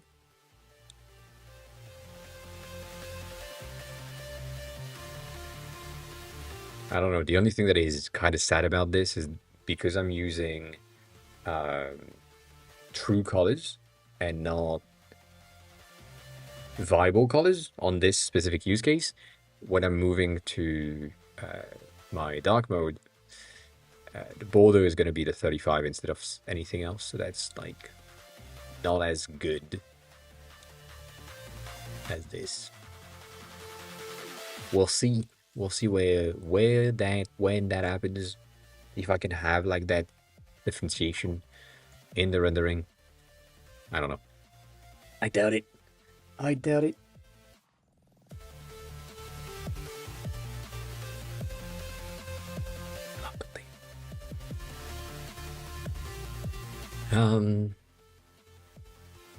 But yeah, I'm currently just on the grid and rendering of the cards to give you as the user more control and more stuff. And my current idea is, what if I give you the card and the card properties that I want you to have? So let's say I'm gonna use like one of the main card that we have right here. This is one of my main card. I'm giving you the 21 as a property, but I'm also giving you that image as a property. As is this image in the top right? What is its size? Is it like applied in the background and so on? That's the ID, or current ID at least. Um, what? I don't know. I don't know yet. We'll see if that happens. But yeah, I think I need to go through all of the properties that uh, that I need to have, to showcase it. That is the non-understandable title. If you're interested in that.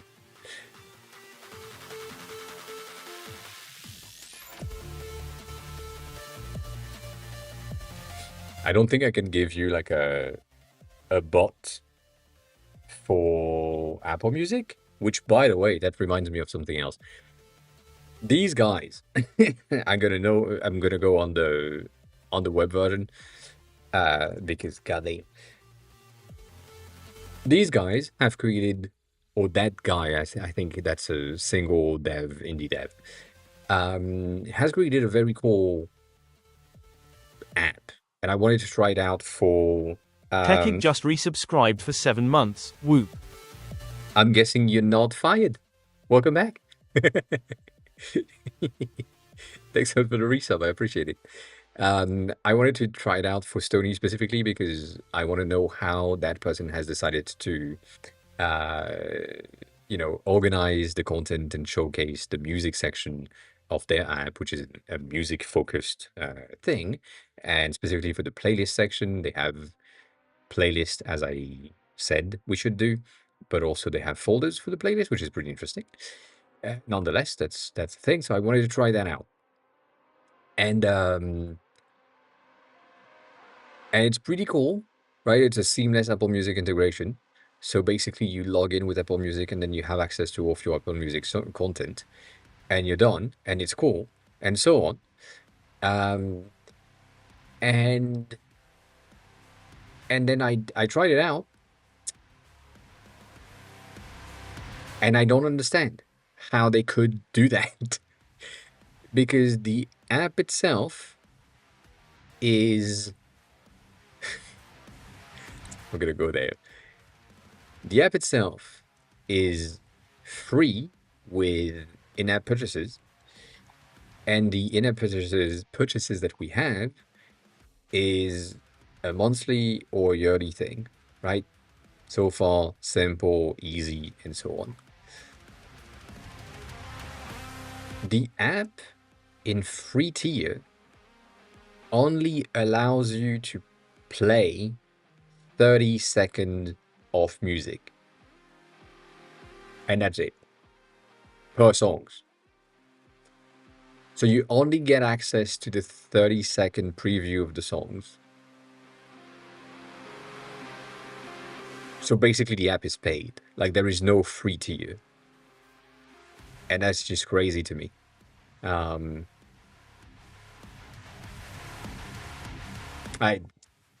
don't understand how you could do something like this and say it's a free app when it's free you can't do shit. It's me and my utopia again coming through. It's not that expensive, which is one of the reasons why I don't really mind it, but still, goddamn, that is a crazy thing to do, or to not do. Like just allowing 30 seconds plays and nothing else is it's a wild thing. I do remember Cider. Um, I do remember that.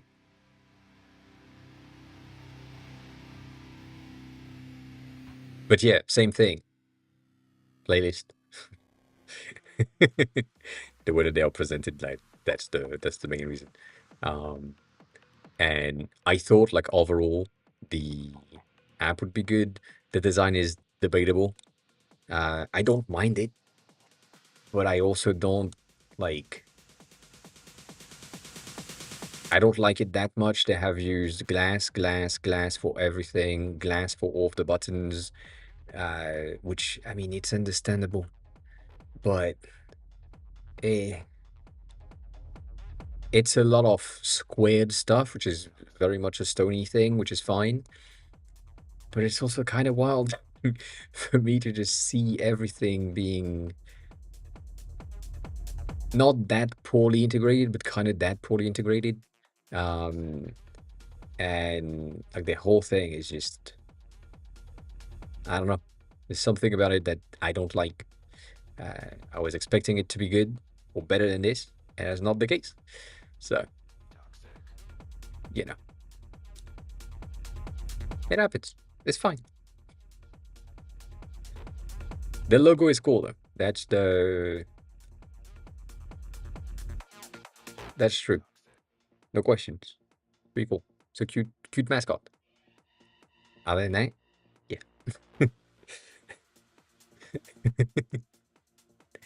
Never. You're never ready for the light mode. It's that simple, you know. Hi.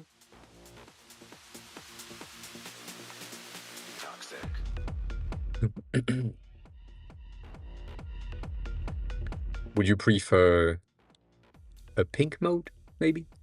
Is a pink mode a bit better? Um, a light pink mode? That one is fading so bad. But yeah, I like them nonetheless. I like them nonetheless.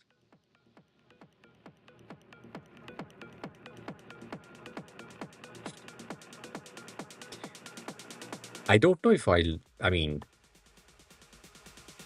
I know that I don't really care because um,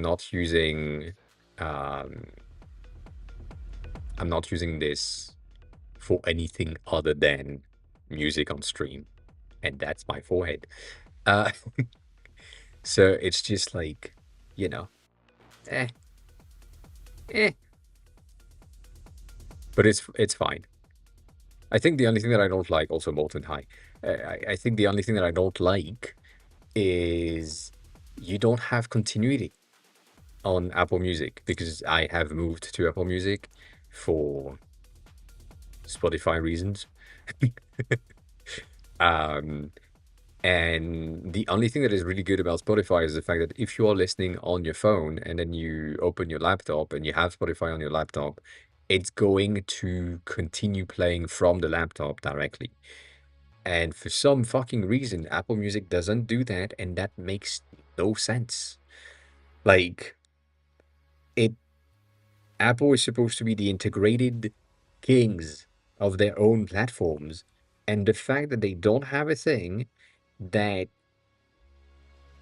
follow you through from device where your iCloud account is logged in to another account where you are logged in, when basically every fucking time I go out with my AirPods, I'm connected to my iPhones, and I'm coming back home still with music on my ears, it just connects the AirPods to the Mac that don't have any music and therefore just cut the music. It makes no sense. It makes no sense. Yeah. But it's fine. But that's the only thing that I'm like missing from Spotify, to be honest. The rest is okay. And also the fact that some artists don't have the same type of content. So, for example, M2Ed, which is what I'm using for background music, they have playlists that are updated often, and they have like an account with dedicated playlists for specific things. And these are not created and not available in Apple Music by default. So the only one that I could have was this one, and it's not updated as much as it needs to be. So I'm really sad about that. Like, I wish I could have the same level of artists being good and publishing, but that's not the case, which is so sad. But yeah.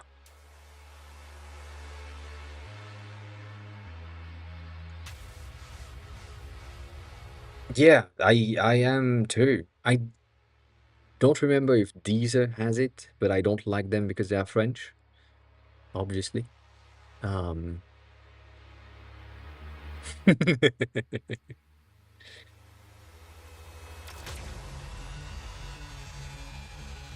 I mean, yeah, I need to have the hatred for the French in everything.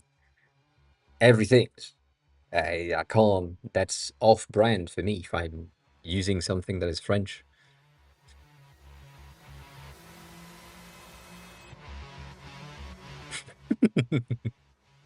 But yeah, I wish like continuity play would be something on Apple platforms. It's just like it should be.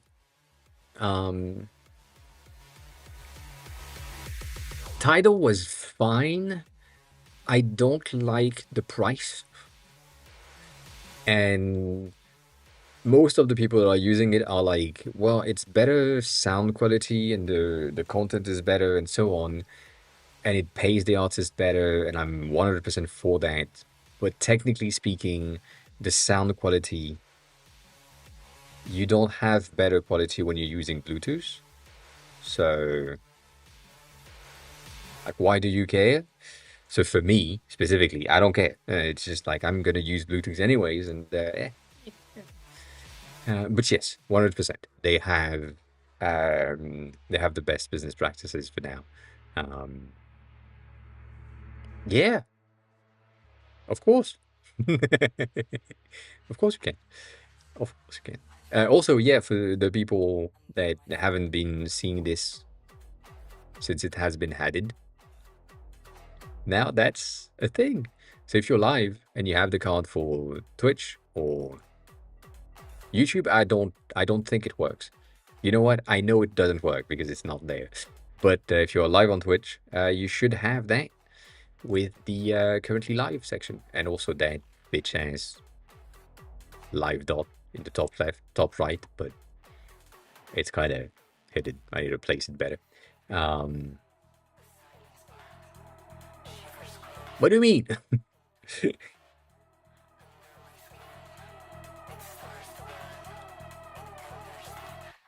No more return.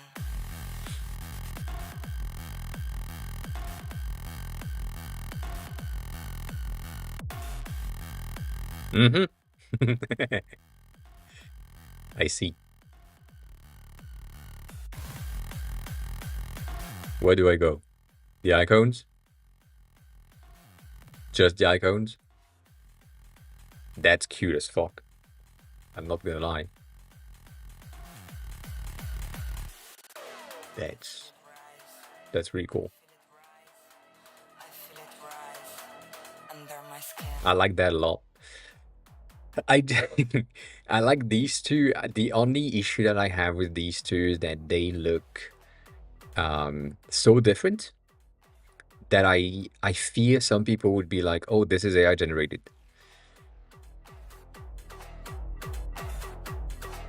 just because it stands out so much, specifically when you're looking at them side by side.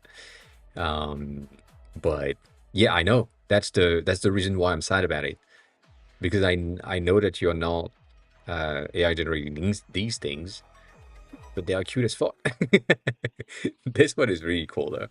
That one is really neat, and I love that for the beta testing for sure.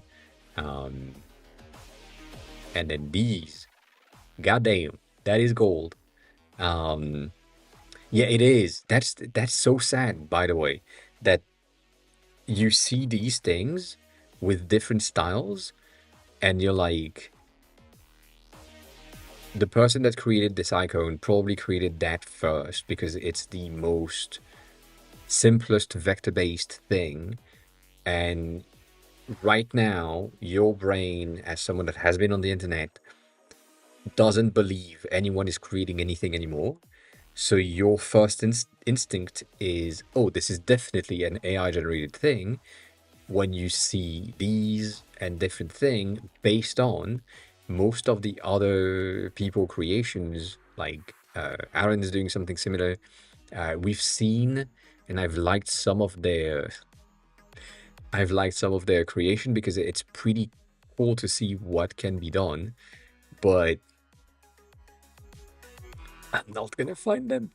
You probably know exactly who I'm talking about.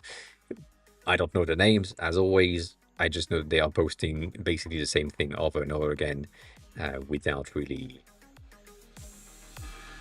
caring. But like, this person is creating or has been creating these types of icons with different styles, over and over again with AI generation.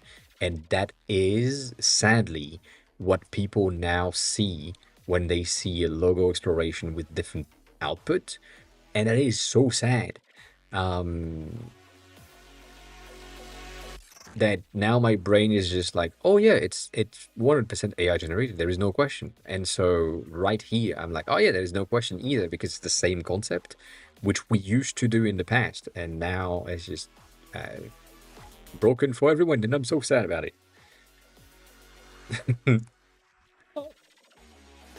So yeah, that's a rant over.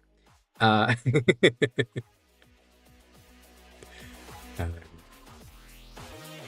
Also, yes, the fact that they are very much different in terms of the pattern itself, like even this one is really much the same, but these two are so out there that it's like, we don't know. And also, AI generated manga is a common thing, so a lot of people are like, oh yeah, yeah, of course, of course. But you've done really good. Also, these, I remember these animated stuff. Um, oh, I wanted to do that. Sorry, that's it. Oh, the brain. The brain is all over the place. Um, I'll see if I can create a shader with this. I mean, if Claude can create a shader with this. We'll see. 1 second. These are really cool. I like the plus badge. I mean, I have the same issue as usual with your content and your creations. As in, why so much space on this side? Why not equal space, top, bottom, right side? You've done the same thing for the other badge, in other places, but yeah, nonetheless, it doesn't really matter. It's pretty cool. Like, it works. These badges are very much Twitch related, and that one is really cute. Um, it doesn't. It is kinda. I mean, it is mathematically balanced, but it's not like optically balanced, and I don't like it. But you know, you've been doing as always. I mean, you've done a good job the first time. You're still gonna do a good job the second time. That doesn't really, you know, it makes sense. It's cool that you have Lucia as an example, um, for themes. It makes sense, and then you had a 2-day branding marathon. Is that the thing that you've done? Contrast is fine. That's fine. Everything is pretty fine. Uh, these are really cool.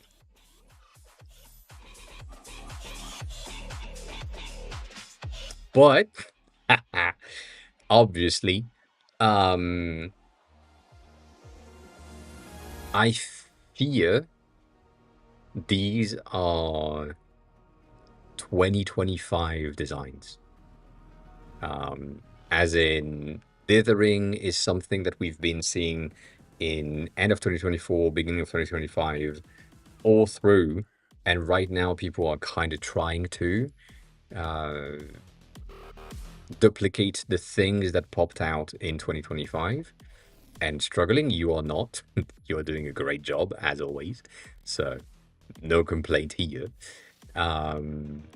But yeah, really cool concept. Really cool concept. Really, really cool idea with the sword in the middle, and the white space right here. these make sense for presentation. Um,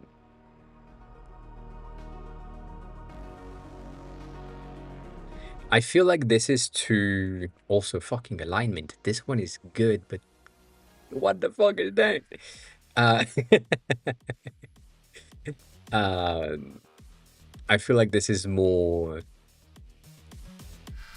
dark web tech related, like cybersecurity thing with fun and acid. Um, oh, I see. Good. I said nothing. I stand corrected. Uh, but then this is new era corporate stuff. That shit, you know, like that's the vibe in question. Like these things, and specifically when we go into the work section, things like here with the ASCII in the background, with the dots, and so on. These are the inspirations, which again are like 2025 design that I'm talking about, and then the rest is just added on top, and people are trying to catch up with what August has done.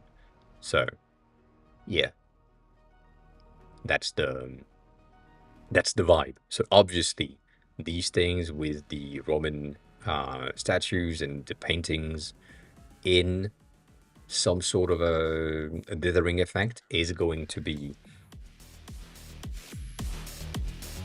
more 2025 in my eyes. But then the blue is going to work better for security and trust.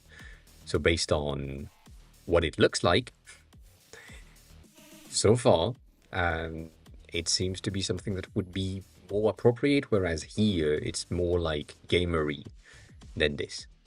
So I don't know exactly, what they do, but that's more gamer related stuff, and that's a more like trusting thing. So they are both in the security business for sure, and one of them is more like financial security in blue, and this one is more tech security in green, which is really sad, but that's the reality of things, of how we are seeing stuff when we are affected by college. But these are cute. I know for a fact that all of these things that you have made for the uh, distortion effect is for privacy reasons, specifically with the text and so on. But I feel like this is really good of a presentation effect that you can have in any places when you know that you will have like text somewhere, but you don't want to bother writing text. You can lorem ipsum your way through and then just slap one of these effects on top, and people will be like, yeah, there will be text around here. That I get that. I don't have any question. And I'm not trying to read. I just know that there will be text. That's really cool. I'm gonna steal that. I am gonna steal that for sure. Um, but yeah, it's an interesting discovery from my point of view of the outside of the non-disclosure thing. But yeah, no, these things are really cool. I was thinking earlier about doing this, but that's gonna be a bit more complex. The thing that I have in my head is related to what we talked about with No Mercy on last stream with that specific model. So I did this. That's the wrong thing. I did this a long time ago now, but the effect on the background is creating this kind of glittery. Well, it is kind of glittery effect where it looks like there is some glitter in the background, and it's just a noise element that is dual with like some whites, some darks, that it creates high spot, low spots, and so on. So that creates the glitter. And the thing that I'm thinking about right now is that it could be really easy to basically do something that react to your tilt shift values with a cycle that is light, dark to create that shimmery effect within your phone just by using a gamma filter on some sort of a noise layer. So you would have one layer that is pure black, one layer that is pure white, that are opposite gammas. So when you are using the accelerometer and gyroscope of your phone, it will not flicker, but kind of flicker within the gamma so that it goes smoothly in between the gray areas by just sine wave. That could be a thing. That could be a thing. See, still not a dev. Don't worry about it. I don't know how to do that. I will still probably do it, but yeah. And the reason why I'm thinking about it is because here, you could, you know, you could. Some of that. I would say the only thing that I'm like, I would see more in your face than others is the small badge. I like this as something that stands out and is like eye-catching, and it will shine. It will have like the things go through like Duolingo is doing, for example. But these ones, they could benefit from having some sort of a glow or more effect. Like we talked about this in, I guess it's going to be easier if I go here. Right there. Even though not exactly the same, but shit like this, where you have some very different badges effect. I know that they have worked on another one earlier today that they talked about or showcased. Like this could, you know, just to bring in a lot more interesting texture to that badge specifically. You know, just like this. Not just like this, but like just like this. It could be something really cool.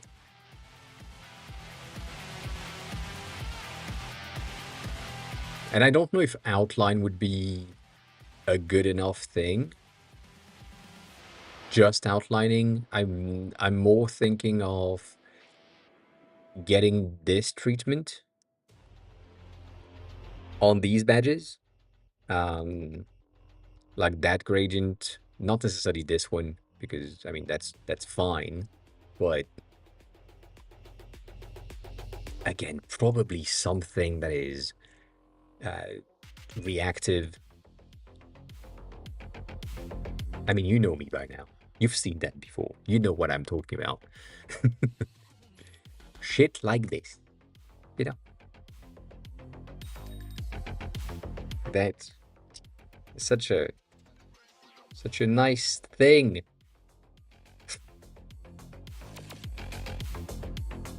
You know, just some fun with it. But yeah, no, I know that yellow specifically is going to be a bit of a hard thing to play with and ensure that everything is working. But just getting it to shine, even if it's like just a little, that could be enough to make it like stand out a bit more than this. This looks plain. That's all I'm saying. And you already have created something that is not as plain. This has a bit more 3D-ness to it. So that's why I'm like, yeah, you know, maybe reusing that yellow here, that gradient, that thing could help. And then there I would just have some corner ridges there, but I mean, you do you. I don't, you know, shit like this. Some corner ridges inside of it.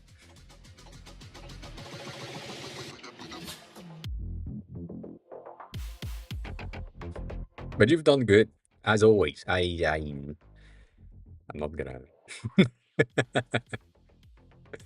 um, you've done really good, and yeah, outlining would be kind of weird though. I'm not gonna lie on this one. This is cute. Like you would end up with something like this, and I'm like, ah. Only if this is the sticker effect, in which case maybe. In which case, you're using Expo, right? My brain just went back to our previous discussions. This is not like native uh, stuff, right? Because if it was, I would suggest something, but yeah, god damn it.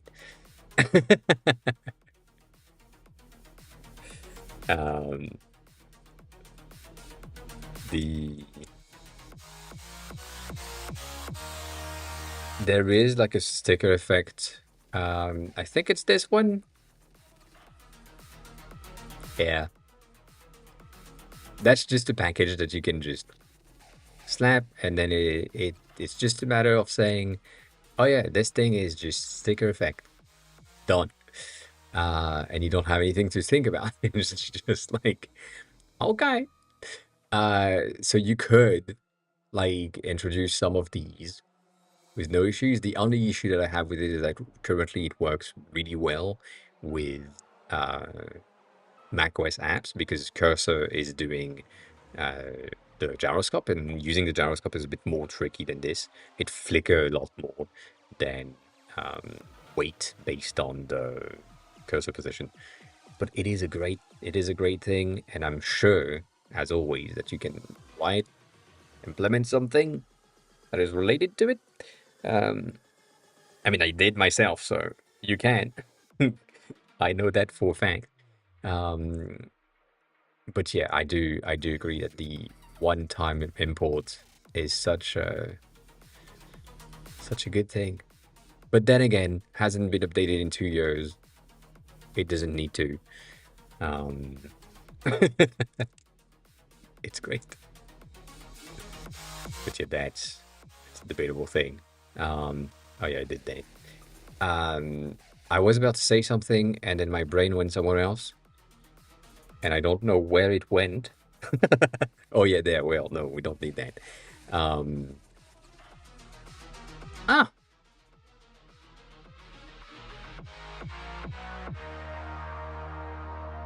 as in, I'm guessing this is on the video things, whatever, but I can't really click on it because I can't.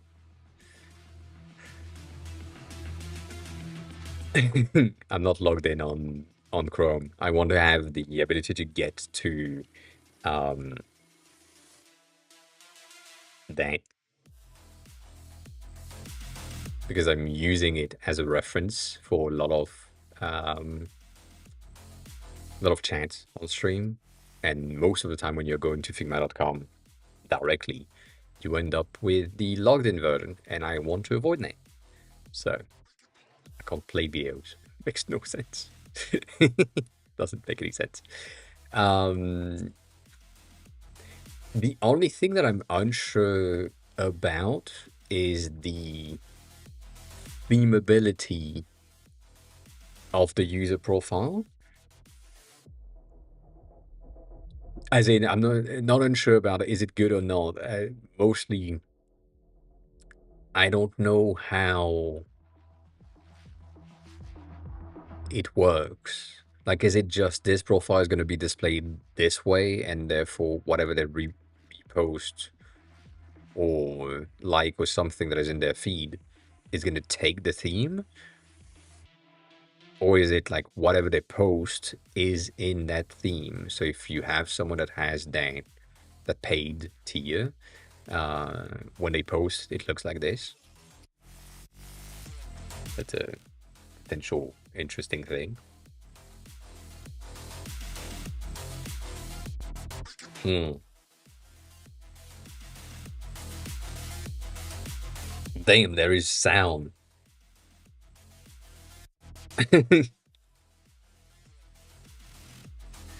That flash.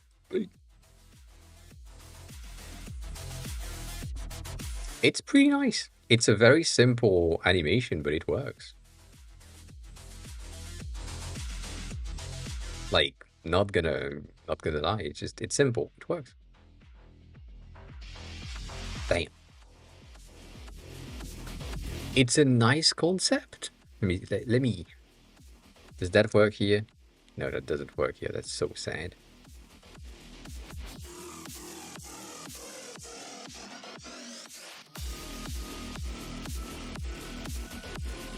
Ah, I see.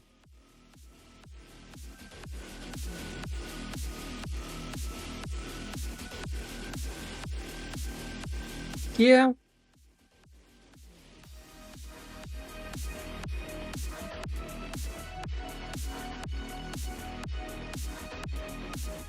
Yeah.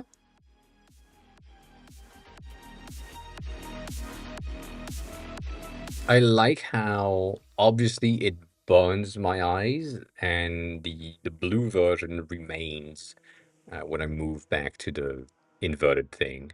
So it's a very cool transition.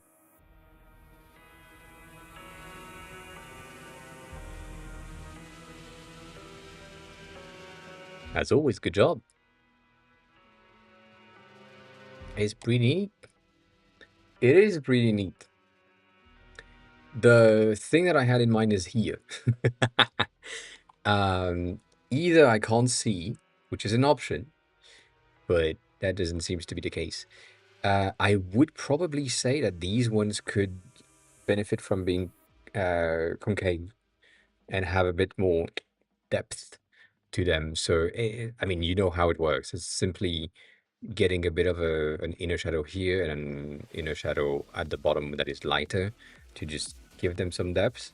Um, could potentially help you to get something that is more on the line of uh, current design things that we've been talking about for the past few months, I guess. Um, but aha, yeah, please do. I know I have one. I know I have one somewhere. It might be just at the top, and because we are already scrolled down, it's further down, which is super bad. Um, but we've seen that many times, and it's working. Bitch, it's gonna be faster. Just do the thing yourself. You're good like this. That's true. How much you have? 5, 4, 3, 8.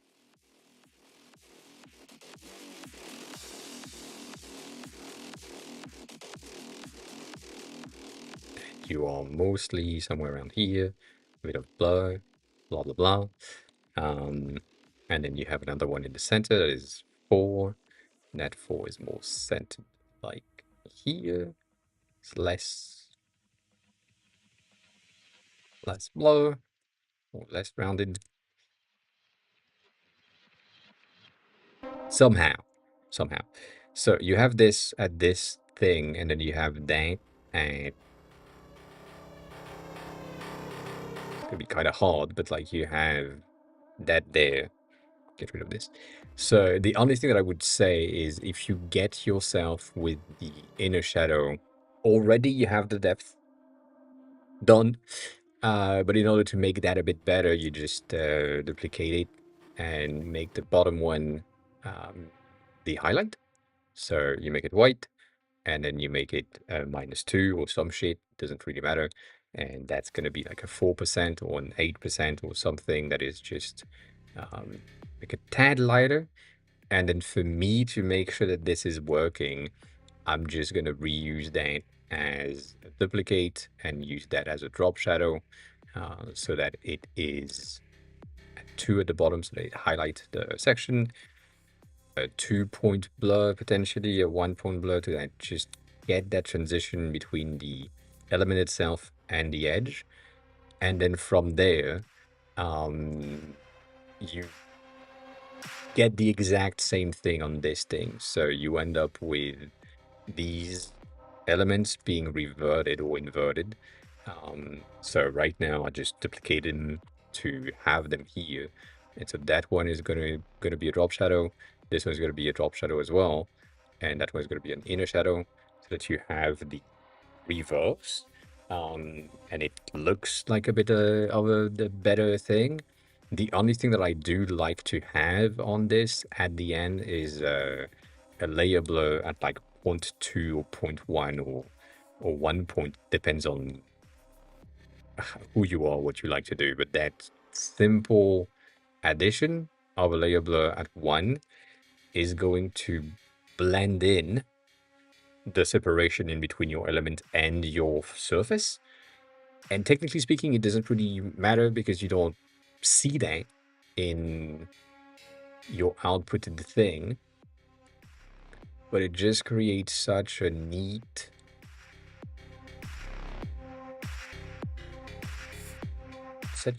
neat detail that even if you zoom in, it's going to be punched in. Right here, I would change a ton of the details that we have on these two to probably to be a bit sharper. But yeah, just a smidge.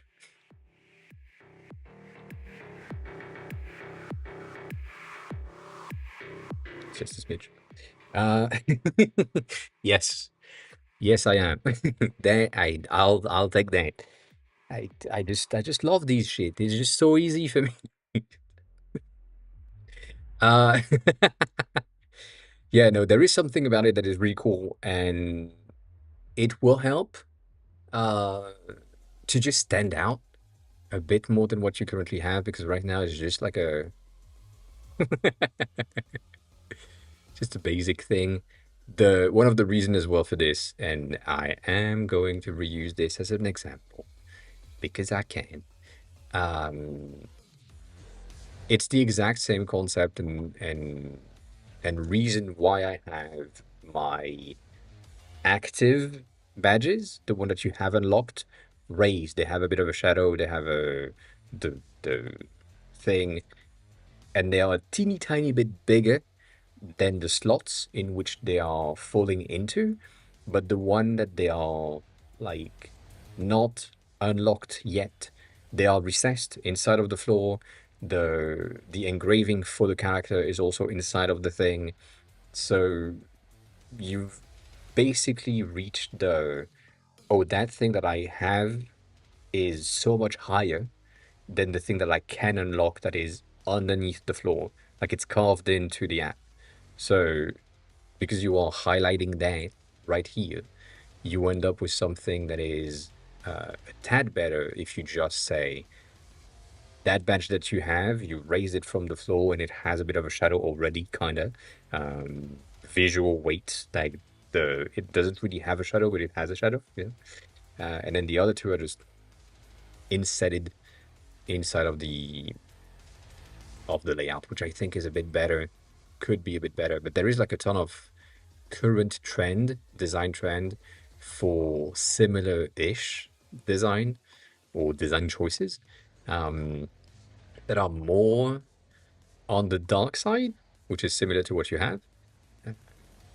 And I think it could be a good idea. Also, if you haven't seen this, this is great.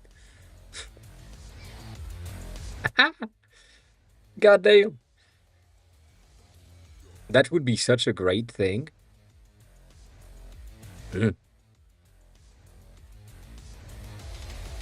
You need a very specific type of room to be able to get this, but god damn, that would be cool. Uh,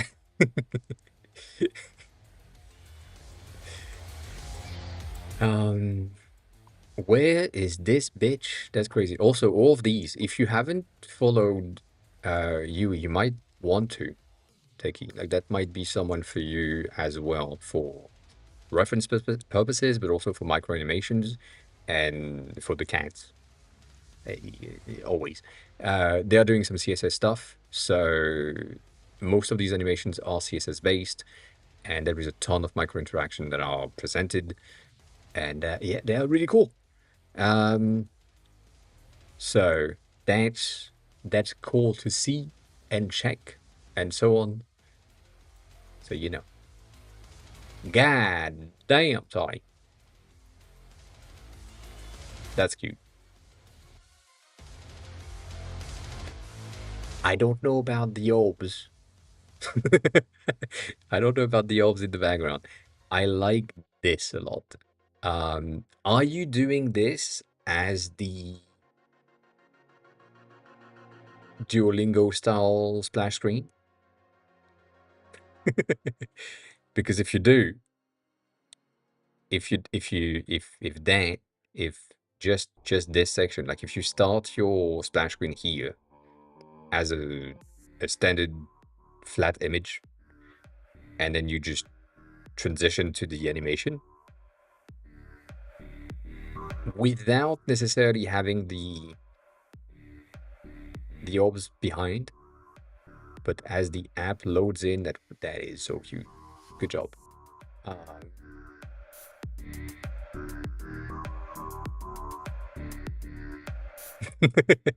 also, yes, face, 100%. I agree as well. Anything with cats in it, we are all pretty good with it. But this is really cool. I think the I'll need to do that later, but like 100% this as a transition, like not necessarily the super thing, but this as a transition is a pretty cool thing. You can get your cat in the beginning. And specifically, you can have a reversed Twitter transition, if you remember that. Why am I like this? The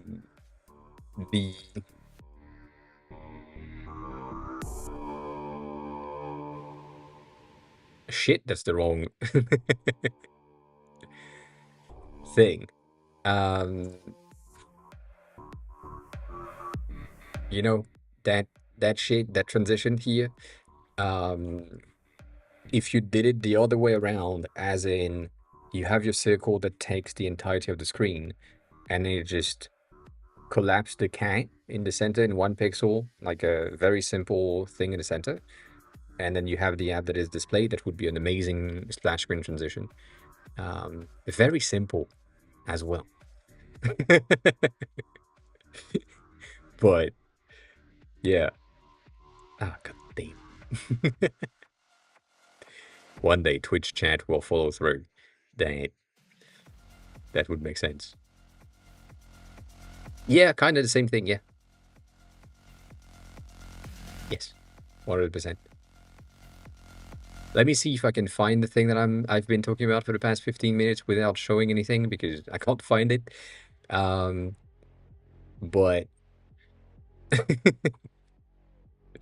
if only I just organize my shit. Never gonna happen. A lot of skeuomorphism things are coming in, and then shit like this is also coming in, which is similar to what I'm talking about with your badges as an option. But mostly I'm looking for, I think that's one of the people that are doing it.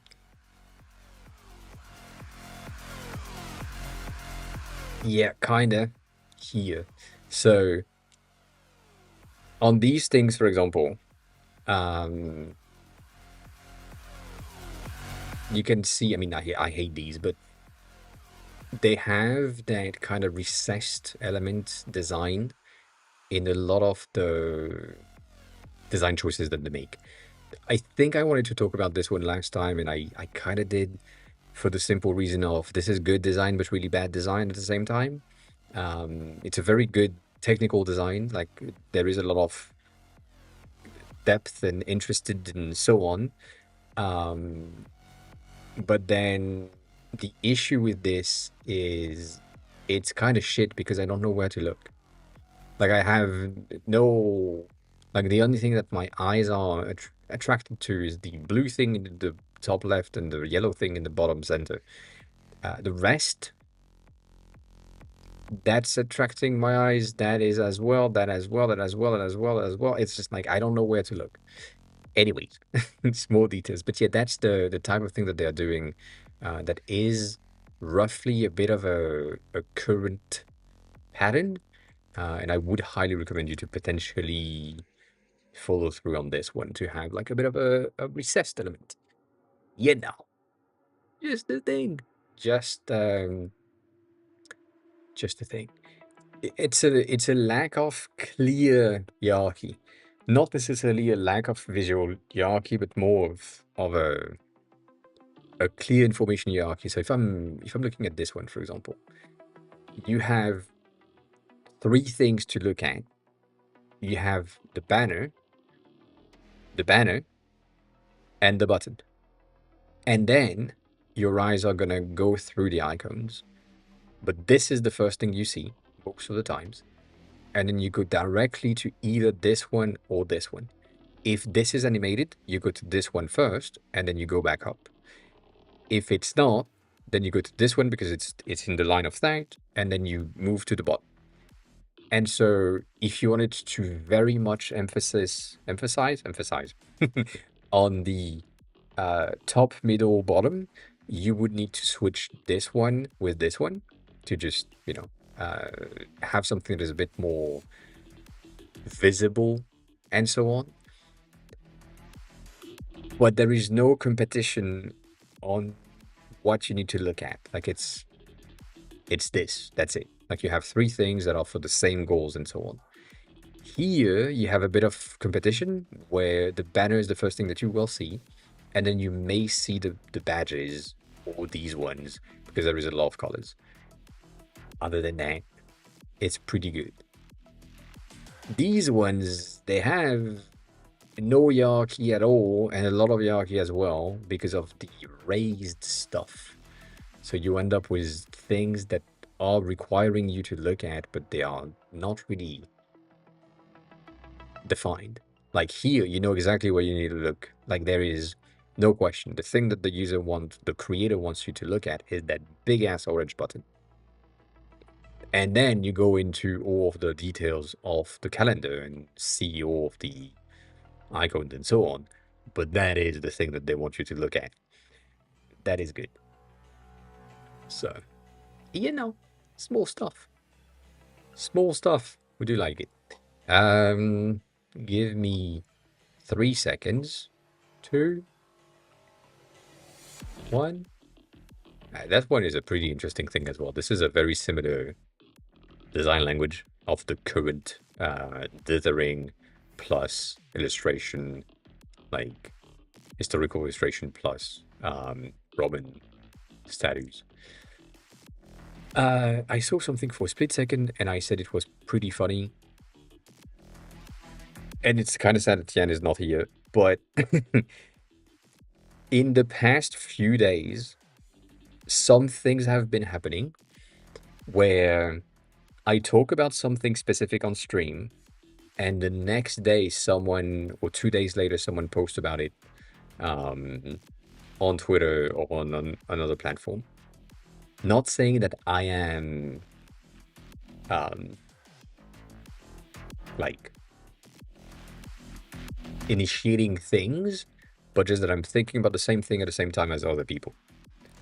We talked about the fact that having something that stands out a lot when it comes to a premium trait is an interesting pattern, mostly because it comes from like Chinese design for me, and people are not used to that, and therefore that is interesting. when currently there are a lot of people that are doing um, these things because it stands out compared to the rest. And so that makes sense. I've talked about the fact that I wanted to have an app to sort my likes, like I'm doing right now. And someone on the weekend posted something that is exactly what I am looking for. Um, so all of that is pretty interesting. And yeah, like these are very Chinese design related to me, like specifically the Duolingo ones. But it's pretty interesting to see like their output with their things. Um, I don't know if they have fun. I would say they allow themselves to do things that we don't most of the times. And I think that is about done. I can't go further than that. You kind of do already. You're missing like some of the Chinese traits for some very specific things when it comes to um, the outputs. Let me see if I saved it.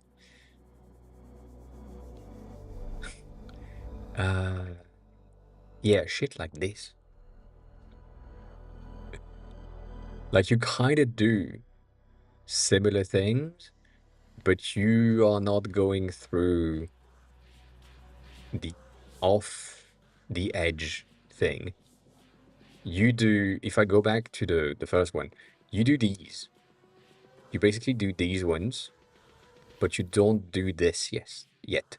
You don't go past the edge of the container, um, which is interesting.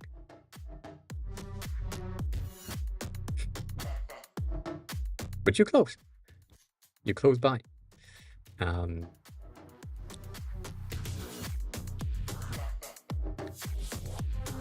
that's true. That is true. You don't need localization on this. Um, that's a fair point. That is a fair point. But you see, you could have this. It's fine. Text will change. Particle will change. It would be fine.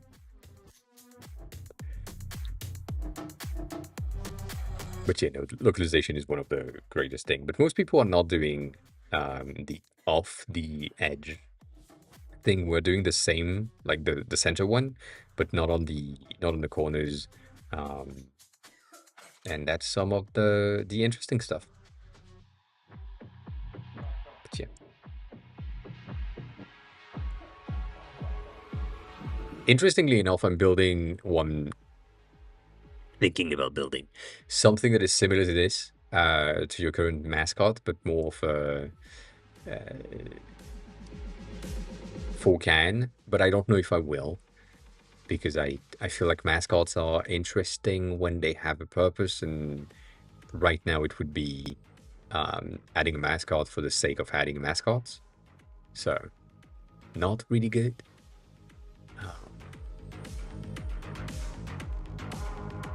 But yeah, no, you did great. I mean, as always, I can't keep saying the same shit, but I am. Um, yeah, there's good. There is good stuff in there. Say that every time. I guess lately I've been mostly interested in adding micro unexpected things inside of the apps that I'm building. So similar to Bento, I'm gonna use mine as a starting point. But similar to Bento, having the ability to just say, um, on the maps, for example, if it's a cloudy day, you have some cloud coming up. At some point, while the map is presented, there will be a plane. Like there is no question about it. The fact that you are like on the Figma card, your cursor becomes the Figma thing, and it is editable entirely.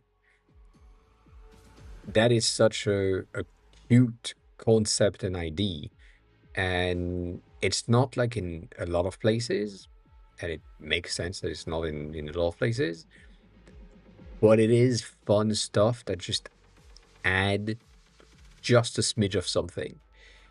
And I'm trying to add like these teeny tiny details that helps in the app that I'm building.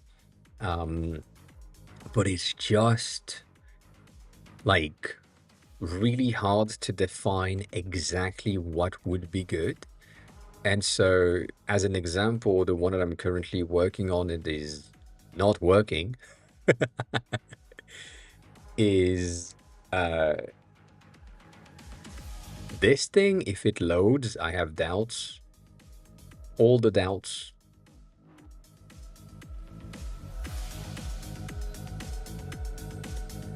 Very much all the doubts.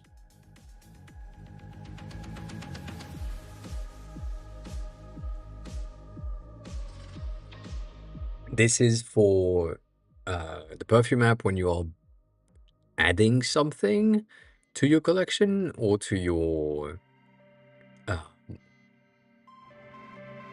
like to your day. I don't know exactly yet, but that's where I am today in the thinking. If it loads, it's not gonna load because obviously I'm trying to showcase something. God damn.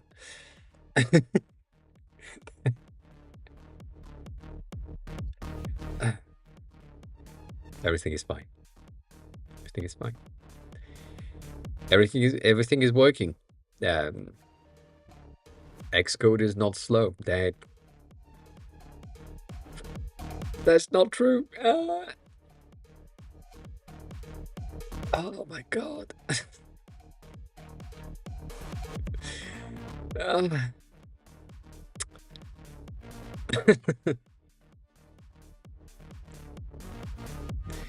if I had implemented it in the app directly, I would have access to it, but that's not the case. I need to go through Xcode.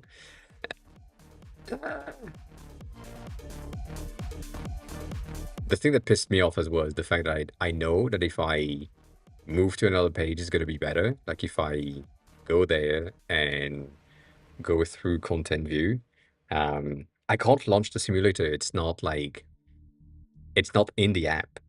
It's in a random view somewhere where I'm testing stuff. So that is the reason why it's a bit annoying. Um, I just need like one view to load at least once, and then we should be good. But like the initialization right there is the reason why it's not working. Let me analyze this thing. Launch the analyzes. God damn. And then that will work. That's the thing that I need to do. Yes. Take your medicines. See, that's successful stuff. Good.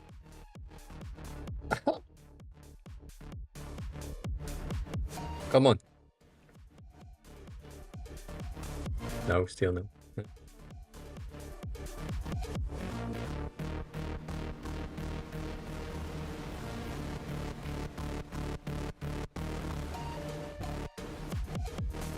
We got something.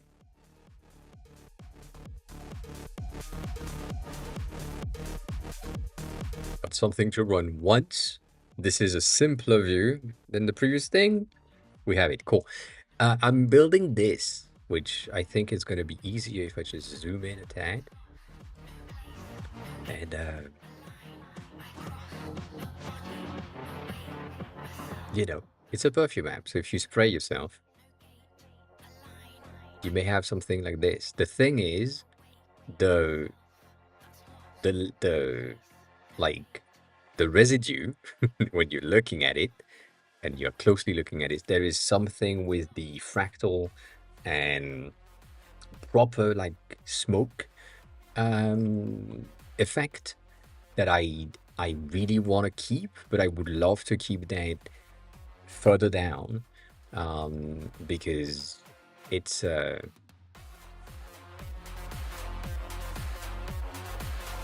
it works, but goddamn, it looks like an arch, like it's just an arc of something. It's not like a perfume spray. So I've been trying to figure out what I can do to make the initial burst be like a bit of a swirl situation, but it doesn't work. But the ending section with the smoke-like thing is really cool. Not even, not even. That was an hour and a half with just regular clothes, nothing else. But yeah, I don't know. I feel like it's a pretty good system. It has, let's see what that is. It has a small amount of particles in total. I know we have them somewhere. Yeah, yeah, that's small, man.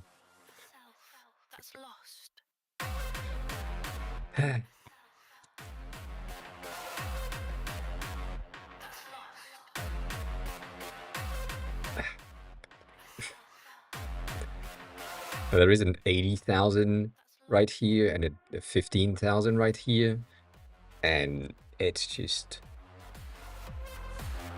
wild.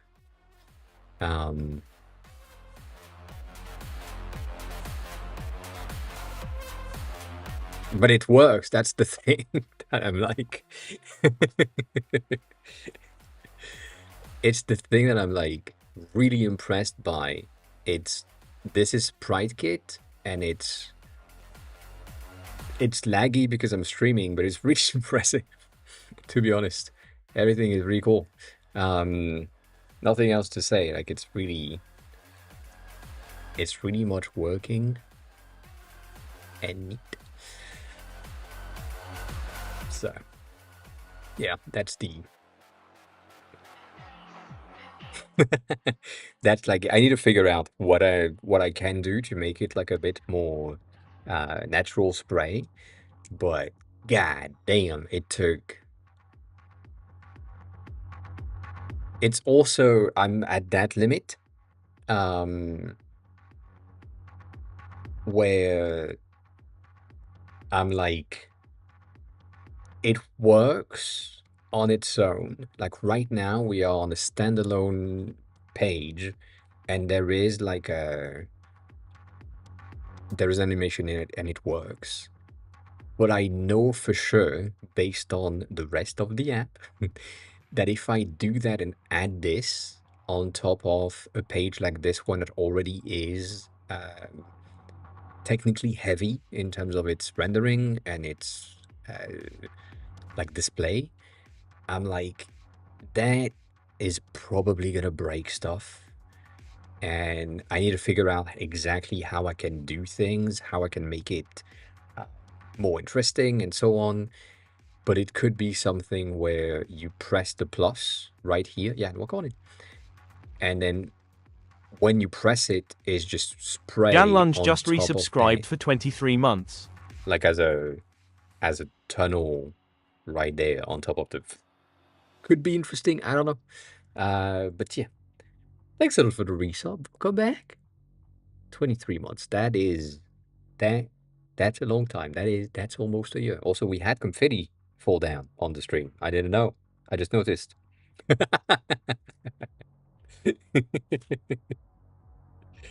Ah, welcome back. How's the day going? How was your weekend? I think it's Monday today.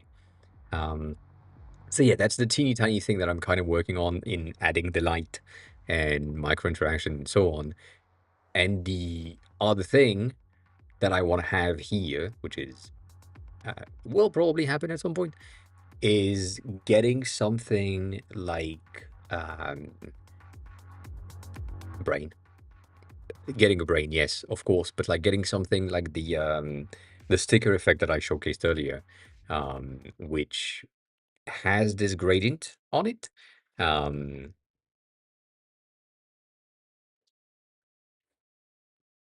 I should just save this thing. It has this gradient of holographic transition, and if you spray a perfume in the right light, it does this refraction as well, where you have different colors based on where the particle is in the air at any given point in time. And so I think I could have something that does this holographic transition in each of the particles as well. And that could be really cool, but I need to figure out how to not make it look like it's like two uh arched line that just go through. Uh,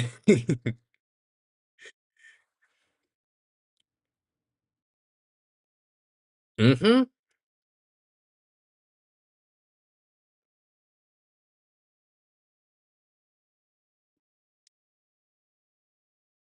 Uh,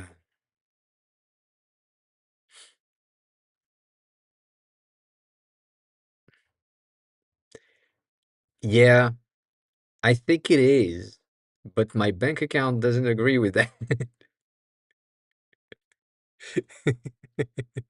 At that instant, my bank account is against it. Uh, for some reason, my bank account prefer me buying food than someone that can help me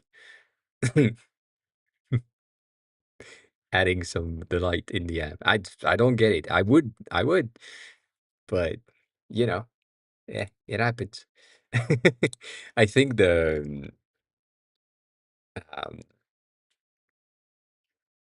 the ones that are really impressive is Nissan is doing like really cool stuff in SwiftUI directly. Like this is impressive, and I wish I could understand uh, like whatever the fuck is doing because god damn, this is so good, and this is exactly the type of shit that I want to have.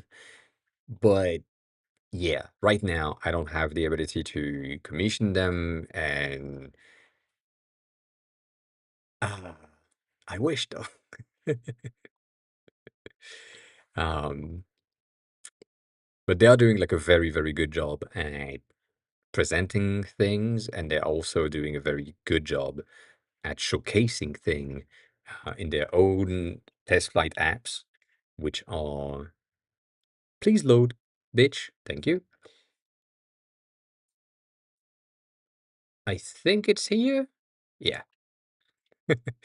Um, so in there, for example, there is a lot of things that they've been creating so that we can check every and all of the thing that they have, but it's just like it's just an app. It's not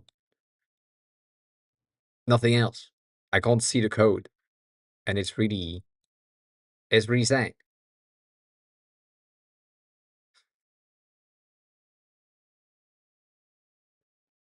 But yeah, as well. Emil is really cool. Not gonna lie on this one. His course is pretty nice. Not exactly my type of things because it's most web, but yeah, most of the content in there is really good. Um, it helps. Like it's the basics, but yeah. That is also one of that last sentence, like that last part of the sentence, is one of the reasons why I'm not building my own courses. It's like, do I build something that people will know, or do I build something that share everything that I know, and then people like me will try to buy it and then say, "Oh well, I knew everything already." That's kind of sad. So that's one of the reasons. Um, but yeah, no, they've been doing like a lot of really cool stuff related to shaders. So I would love to contact them to do something, but yeah. Um, yeah. I've been telling you that from here all day. But you're right. I would benefit from having someone um, help me with that shader specifically because of how specific it needs to be. And I get it. I think I have a good base right now. The end situation is really good. I think I need the end situation to happen faster and to be a bit more visible. So the probability here is going to be changing my opacities to be, well, more opaque in the beginning, like less transparent, and then um, play with that. But I like it, but it's missing something, and I can't release this. Not yet. But yeah.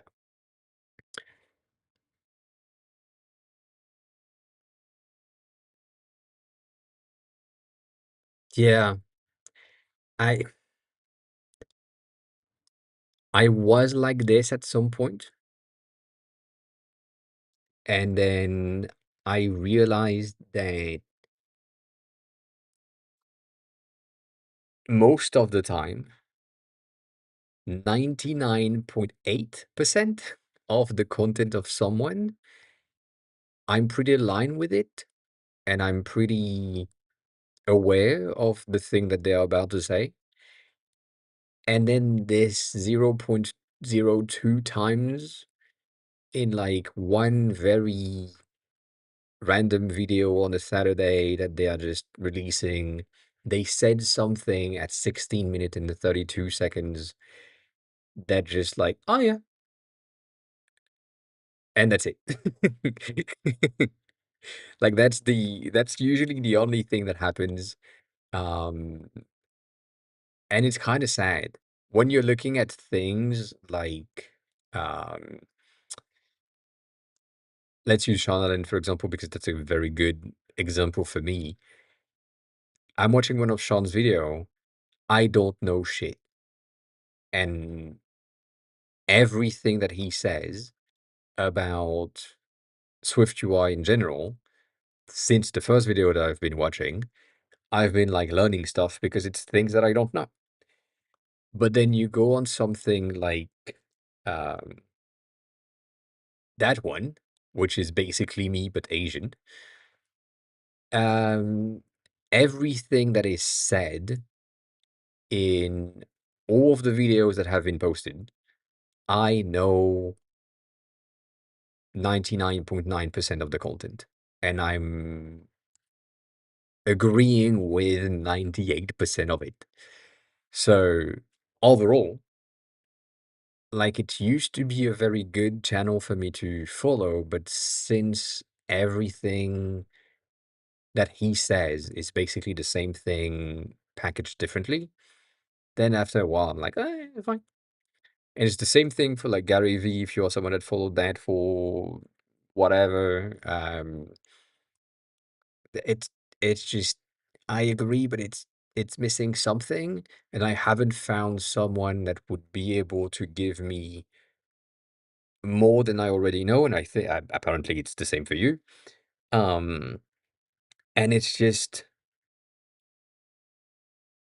once I realize that most of the people that I'm following don't provide the information that I'm craving, and I don't know what I'm craving because every time that I'm finding someone new, they don't have anything to offer based on skills level um, and or presentation skills, because that's also a thing.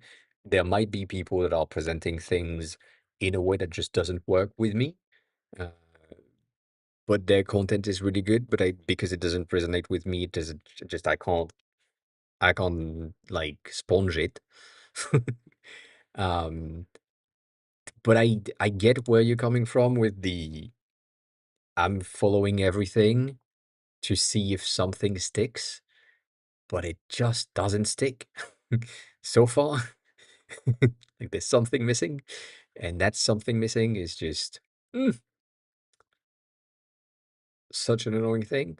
But then again, now because I'm following so much stuff, I'm sure that there is also things that are subconsciously understood, in that I it makes all the links that needs to happen, but because it makes all the links, my brain understand it as you already knew that, and therefore it doesn't click. Like it clicks because it's just common sense to me, but it doesn't give me a all right, I get that now. Like that's not happening. Like I'm sure that in here or in here there would be things, um, but eh, yeah, no, debatable.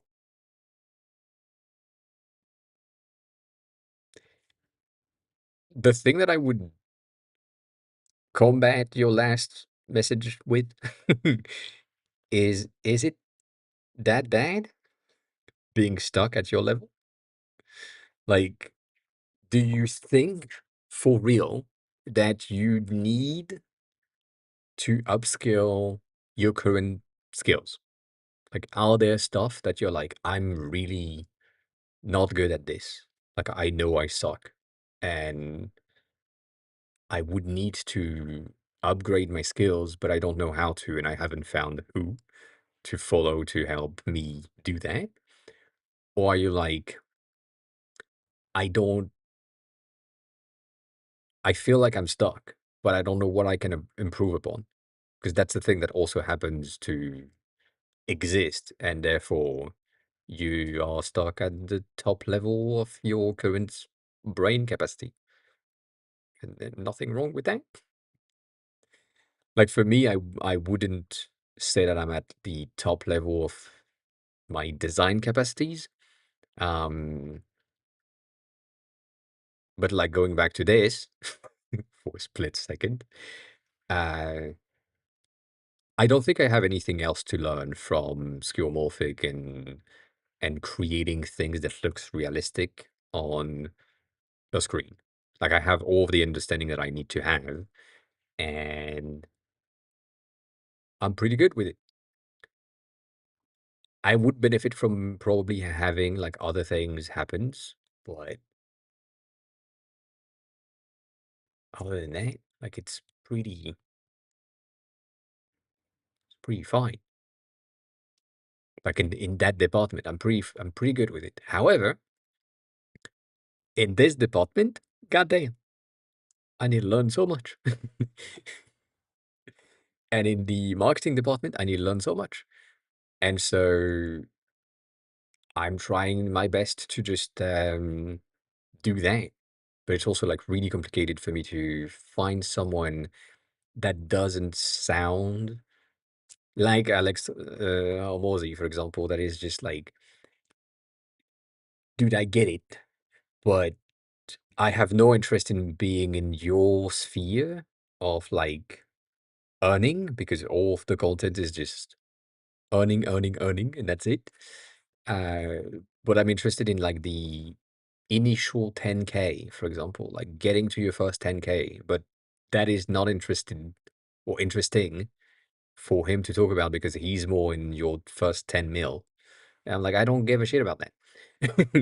So, because marketing is something that goes against my foundational rule of anti-greed, doing things for the sake of doing things rather than for the sake of profits.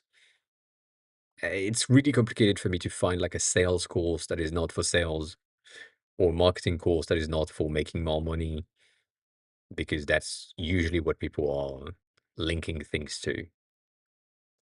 But then again, Nishid, welcome back. How are you? How are you? I'm laughing because of the hello help. It's pretty nice. I know that it's hello hello, but like the second O didn't go through. Did you need helps? I'm pretty good. I'm a bit tired, but I'm pretty good. Um, like the thing that I was talking about earlier, the Sean Allen is pretty cool when it comes to code related content, and therefore the way that he's presenting things is good, but it's also not good enough for me in some cases, which is kind of weird to say. And then this one, which we talked about many times and showcased many times as well, there has been things where since the past 5, 10 videos, the content is really shit, and I'm really sad about it. Like, I think somewhere around here, the that video was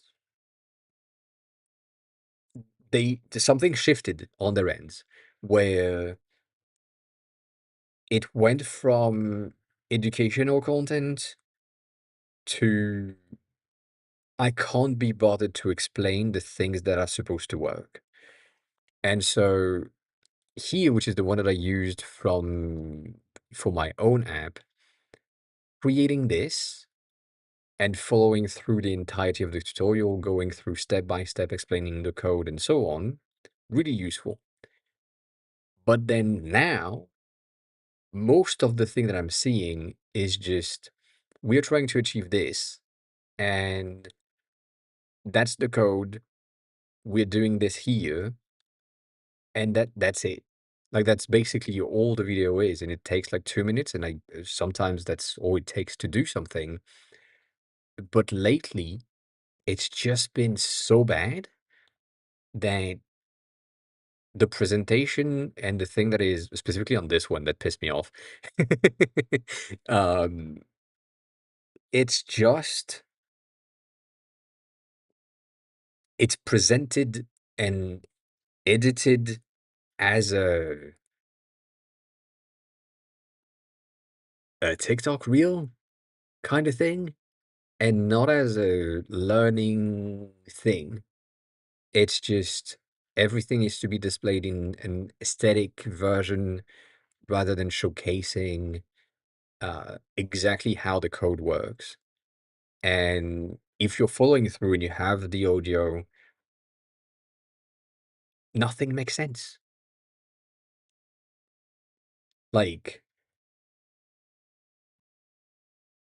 like right now, we have learned nothing other than the fact that this thing is supposed to be an H stack that is wrapping, and that's the creation. Well, that's the like from here, the video is ending. Like right now, um, it's basically done. Like there is nothing else in terms of information that is going to be useful. And that really pissed me off because it was supposed to be a channel to help people grow and understand code a bit better. And now it's just, it seems it's something that is for views rather than for learning, which is sad. Anyways.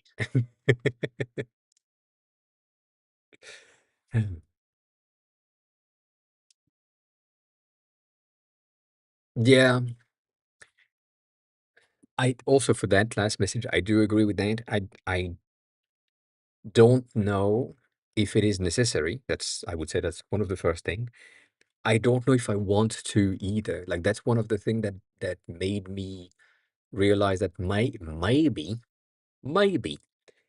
it wasn't necessary. Maybe going through the creating designs like this, not this one, but like creating design like this, isn't necessarily something that I care about anymore. Like it's just I get it. It's cool. It proves you have some technical skills. That's it. And it doesn't show me anything that is converting, anything that is translating in like a business related whatever. It just shows me, oh, that's pretty. And that's it. So at some point, I kind of moved into I don't care and I don't want to be these people. I would love to be in these people um, realm of earnings and opportunities, but I don't care about the visual creations as much as I care about the thinking creations. So going through the whole process of how can we figure out exactly how a dashboard with that much data can be displayed, and then let's make it good looking, but the most important thing is making sure that the data is presented, understood, and easy to grasp and parse by the humans, but also probably at this point by an AI. Um, what needs to happen? What are the technology that we need to use? What are the API that we have at our disposal to ensure that we have the right data, the right points? All of that is more interesting to me now, but these are not necessarily stuff that you can display. Like, it's not things that you can um, share a video about, and people are like, "Well, that's cool thinking." Never gonna happen. So I don't know. I think me realizing that it wasn't a need nor a want helps a bit. But I do understand your point of view of potentially getting to that level is interesting and is the end goal, but because they are currently the top performer of our craft, eh, boy, I don't know. I don't know. There's something about it that is just, I think my brain switched from, um, like,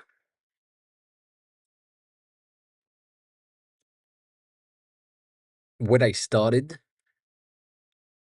was roughly, I want to create nice interfaces, and then it moved to I want to create nice interfaces that works, obviously, and then and I moved to I want to create nice interfaces that works that are useful,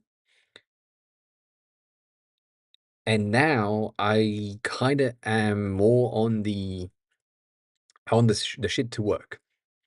I don't care how it looks, and I have the baggage you do too of being able to create things that looks good, understanding why they look good, and potentially explaining why it should be in a very specific way or done in a very specific way. But I just want the thing to work, and then I can polish it later because I don't care.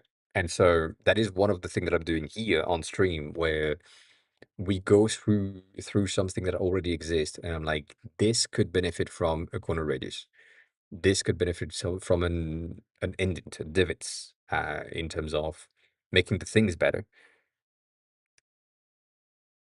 Do I care about creating that layout in the first place on my own? No.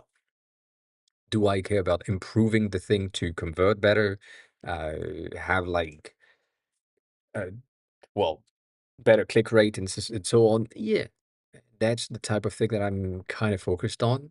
The thing is, again, this is the hardest thing that you can uh, showcase because it's really hard to showcase. That you've been talking about like business related and metrics related data. Um, that are like intangible and you can't really showcase that, yeah, you improved conversion. Uh, why and how did you figure out that you could improve conversion with visual cues? Well, that's how I know. That's I can't really explain it to you. It's just like that would feel better. That would convert better because based on past experience, that's what worked. And that is really hard for companies to hire, I would say. Because it's like, well, if you can't explain, you can't explain. Therefore, you don't know what you're doing, even if the thing that you've done is working. So, kind of weird. But it's the same thing. For you right now, you would be in the need of um, changing circles and potentially a project that just um, challenge you in ways that you are not currently challenging yourself. That sounds so cheesy. But that's the truth. Like right now, I am currently in the most uh challenging myself possible in every single project that I have where I need for one of the apps and website that I have to succeed, capitalistically speaking, in order to sustain myself. If I don't succeed at any point in any of the project that I have, I will die. And I'm fine with it, but that's the situation. So I don't have a choice. I need to make sure that I understand some of the things that I'm not good at and that I understand that better than what I do right now in order to achieve the upskill that needs to happen. It's going slowly because it's taking time, but yeah. Um, like right now, I need marketing, and sometimes I need a bit more of marketing and and discovery, which is basically also called marketing. And I hate it, and I'm doing my best to post about it on Twitter, post about it on TikTok, and so on with content creation because that's the current thing that works. Every spikes in my metrics have been when I have posted something that basically blew up um, on any platforms. Uh, that that's the only thing. Like that's the only time where something happens, where I'm like, um, yeah.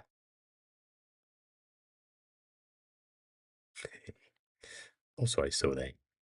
Um, so yeah. For example, that's marketing.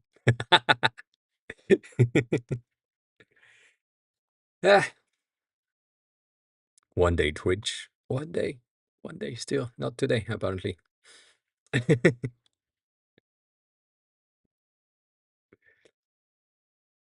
But yeah, like that's something that you need to share. That's something that, you know, needs to be making sense. The That's is interesting as a concept, as an idea. This is really cool. I would say, and obviously, this is not necessarily something that would work for anyone or everyone. Um,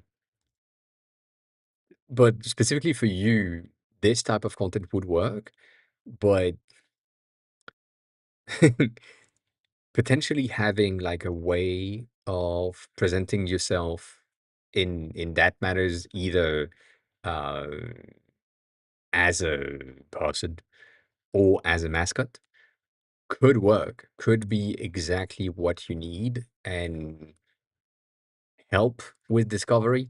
Like lately, I've been attempting these posts, which are really boring for me, and simply like screenshot of the app. Um, and that's it. Like I'm not doing anything. I'm just showcasing what the apps look like, and I'm going through uh my own practice session of the day. Like my 5 questions, I take a screenshot on every question, I answer correctly or incorrectly, and then at the end we end up with the total, some things, how many did you go, and so on. This is so far, these posts have been getting more views than any other ones. Like this one is a 360, which is not much, but still more than the usual 250 that I'm getting. So there is 110 people more views for these posts compared to all of the other ones. And so I know that image-based post seems to be a bit more working, like 300, 300, 140 when you show my face. God damn it. Um, so that's the thing that is kind of interesting. I could like double down on these things and just get more posts like this and just play with it. But then I kind of like to have these things with my face and also all of the other things that I'm building, because I have can, perfume, man, other products that I'm working on, and so on that are needing some marketing.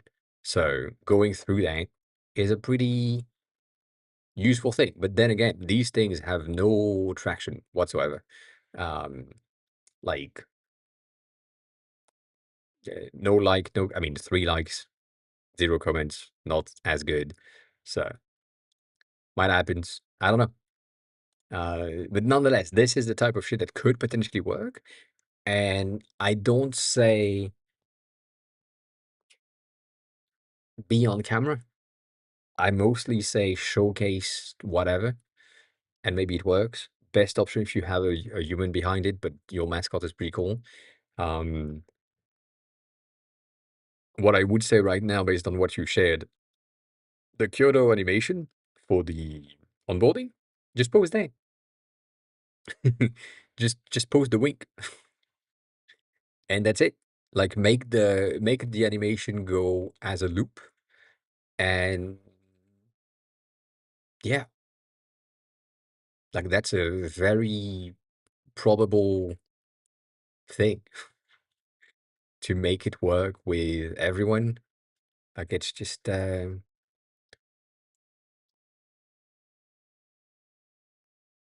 yeah, I mean, I don't want to search for anything, and I'm gonna go there for a split second so that we'll see. Um, right now I just have a catty on my stuff, so please enjoy with me. Enjoy the crow. That's it. That's just the rest we don't care. But the crow we did care. Um, if I go into like some of the content that I'm seeing that are not titties, and obviously because I'm currently like right here, I'm gonna be on titties all the times.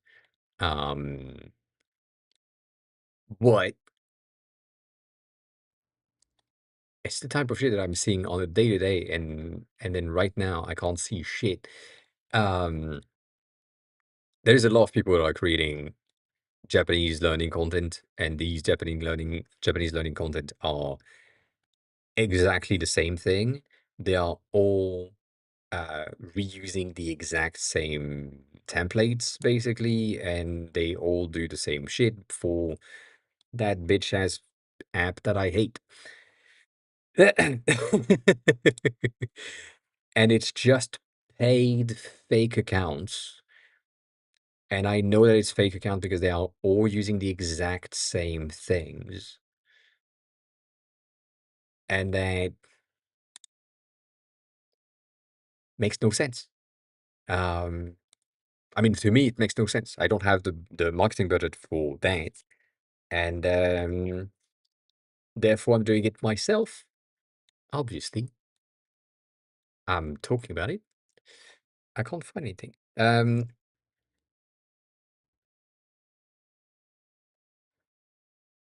I didn't want to do a search, but I did a search.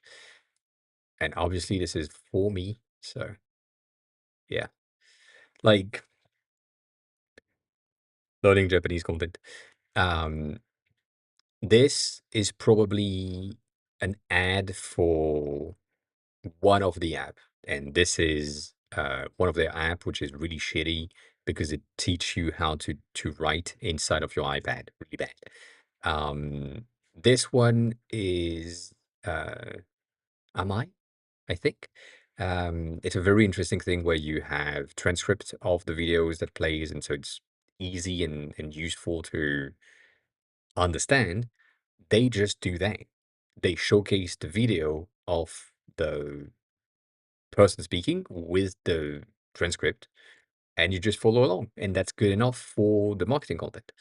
Um, these people are doing skits, which I hate every time. They are not funny, and people like it, and I hate it because it doesn't make any sense.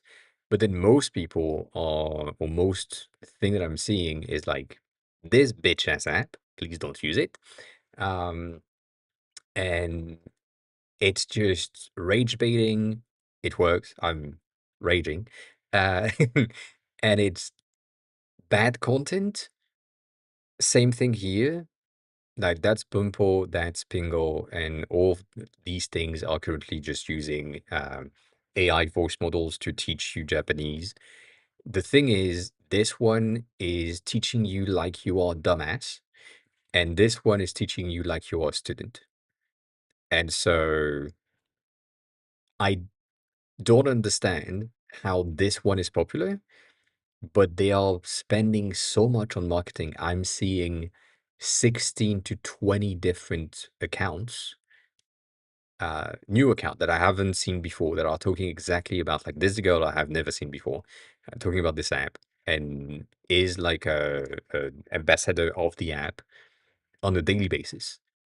And the content is just so bad. But no one understands that the content is so bad and it's just so weird. Anyways.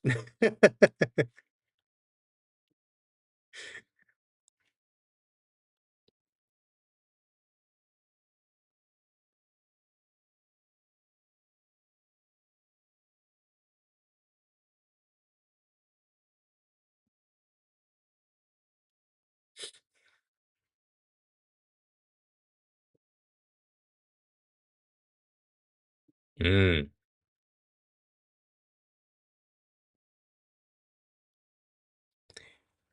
that could work. I mean, I'm not gonna do that. No, I am gonna do that.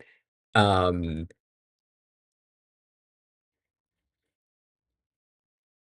no, not that.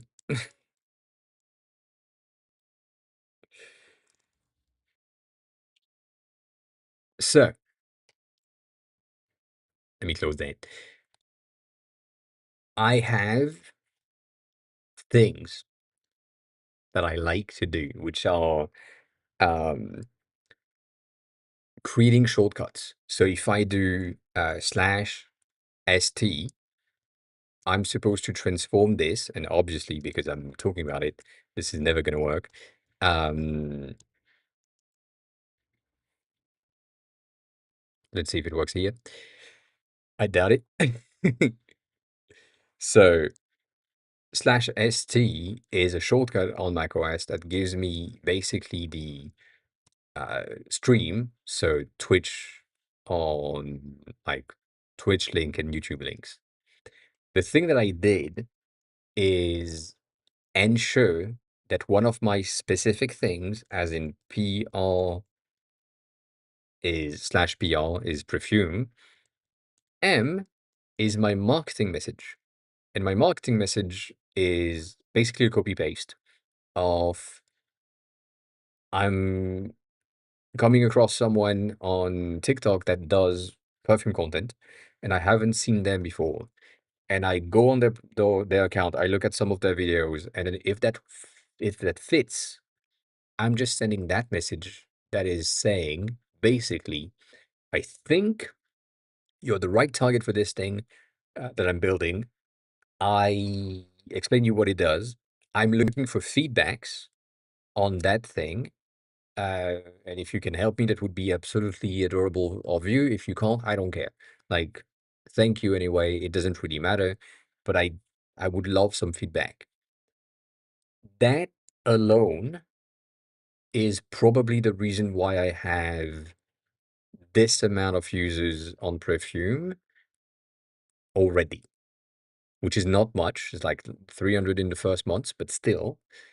Um, if I didn't do that, if I didn't go into the DMs of most of the people I'm encountering on TikTok that are doing perfume content, I wouldn't have users at all because my marketing is just shit and it wouldn't have worked.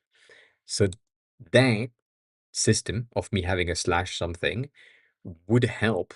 Like if I do slash can, for example, here, it's going to change it to the App Store link directly so that I can just send that as quickly as possible. If someone is requesting the link, I have the slash, it just does my command, and then I'm good with it. So that is something that you can do if you want to do the marketing without doing the marketing itself. you're still doing it, but you're not doing it. By simply having the the system say, well, um, here's what I want to say most of the times. And if I know that someone is potentially someone that could like promote the app or test it out and give me some feedbacks about it, I need to contact them. And that is sometimes enough. It's just basically cold calling, cold emails, um, inside of DMs. And it's just a presetted things. There is a lot of them that I just use my slash. I changed 2 or 3 words in there because it's just my templates, and then I'm good. Like there is one of the girls that I have contacted as well is most of the time going to do some things that are like um how can I say um she doesn't really like to layer perfumes. Like that's something that she doesn't like to do. In the message that I sent, I said, I know that you don't like layering, but the app has a layering option. And I feel like the simplicity of me having added that small line of saying, I know you don't like layering, but we still provide it if necessary, is something that have helped me in getting her to test the app. But yeah, um, going back to your case, I don't think you need marketing as much as me. You have so many users already and already some revenue. I think what you might need right now is simply improvement of the project rather than marketing itself. Because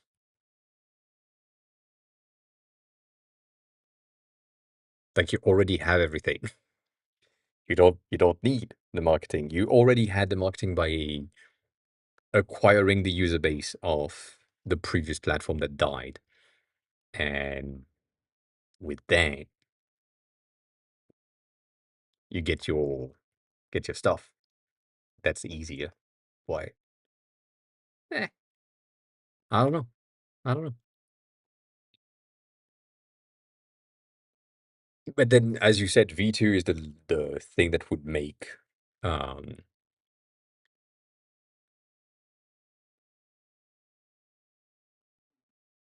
yeah, you may have a conversion issue then rather than a marketing issue because I'm gonna go there. Gonna go there. It's gonna be easy. I'm gonna go here. If you have your 100,000 users, right? And what we usually say is that from any given numbers, um, 10% is the amount of paying users or the amount of interested users um, to pay. And then from that 10%, there is like roughly 5 to 1% that are like converting. Here, if you just go with the 1%, um, you have 1,000 users that are converting. So your goal is to ensure that that number just does this. That's about it. Like you don't have a lot more to do other than, well, I need to double that number. I need to triple that number. I need to make sure that this is like growing, that my conversion rate is growing from 1 to 5% to 3 to 7%, and then from 5 to 10%, and so on. Like that's the only thing that you need to do. So it's not necessarily a marketing issue, but rather a conversion issue, which is what you've been doing right here, right? What is the most enticing thing that people would be like, well, it's not that expensive. Uh, I can pay annually at $69.99, or um, I can pay monthly and get access to all of these things, and that might be enough. And it's just a matter of releasing these things and be done. You know, um,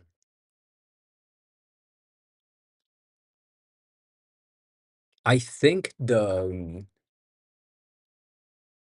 the amount of users that you have um, already provides the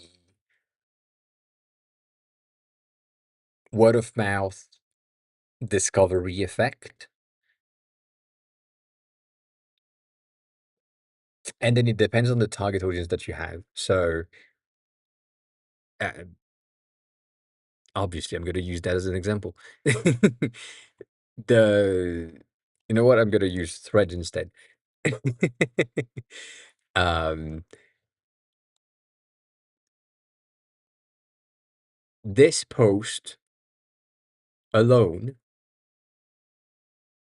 has added 40, not 40, 400, 400 people to at least download the app and test it out. From these 400, there is probably 1% that has remained. So that's 4 people, right? Not much. But maybe that was 10% of the people that were interested in this that, see or saw the animations, saw the things, and said, that's a very cool app. Let me check it out as a designer. And then, oh, that's an app for learning Japanese. I'm learning Japanese. Let me check it out. So I have two crowds. I'm mostly sharing this for the designer crowds, but then it also touched the non-designer crowd, the people that are learning Japanese. So that's a thing that could happen. And the amount of people that have reshared this post, exactly 14, including myself, so 13, means that from these 13 people that have done the word of mouth for myself, it probably has reached either a dev, a designer, or someone learning Japanese that potentially have looked at it. I don't know. Um, I don't know exactly how many uh, like views these reposts have had, but nonetheless, it's discovery by word of mouth and so on. So if you know exactly your target audience and or potential adjacent target audience, we're going back in the adjacent work from last week. um, that might be all you need. Like for you specifically, I would say you are targeting designers. Uh, like there is a lot of probability of a designer seeing this and saying, and saying, "God damn, that looks good. Let me try it out." Not necessarily for converting, but just for trying it out and doing one of the research purposes of, I need like a new design inspiration for something, and therefore as a designer I'm going to look at this thing and I'm going to see if it's worth my time or not, if it's worth investing in it in like more time or not. And I'm doing that on a daily basis for a lot of different apps, but also as someone that is like building stuff, I'm doing that for reference, and some of them I am currently using. Like the best representation of this is um this one. So I've been using TV time for the longest time. I use that on my Android phones. I think I have that since 2016, maybe. Um, and the app is not good. It's buggy, it's lagging, it has a lot of very dated design choices. Um, but it's useful. It's a way for me to just track what I'm watching. And then someone came up with another app, bitch, scroll, not to. What? Someone came up with another app that is currently in test flight, and I've been using this way more than TV show time because it's just so much better. Right now, as always, the images don't load because I'm on the VPN, so don't, you know, it doesn't matter. But that thing is so much better. It's so much more up to date. And, you know, it's just uh it's just pretty good. And the only reason why I know that this thing exists is because someone posted, I mean, someone, the creator, posted something on Twitter and said, I'm building an app for like tracking your TV watching experience thingy. And therefore, I just downloaded the test flight thing, and now I'm using it almost on a daily basis. Binge is the other one that I'm like checking out, but not as often. Um, it's a very similar app that is mostly like uh, app store-ish situation. They've done like a very good job in the animations and so on. But at the end of the day, it's not that good. Not as good as the first one. So all of that to say, the only reason Binge and B-roll are on my phone in the first place are someone tweeted about it. Design-wise, I said I need to check it out to see how they did X thing. And it's still on my phone because it's not bad. And that I can use them as references for other projects. So for you, if I see a curio like this, and I see like a post that, you know, is probably a boring post based on um, your standards. Let me show you one of my boring posts um, from a while ago now. Something like this, right? Just that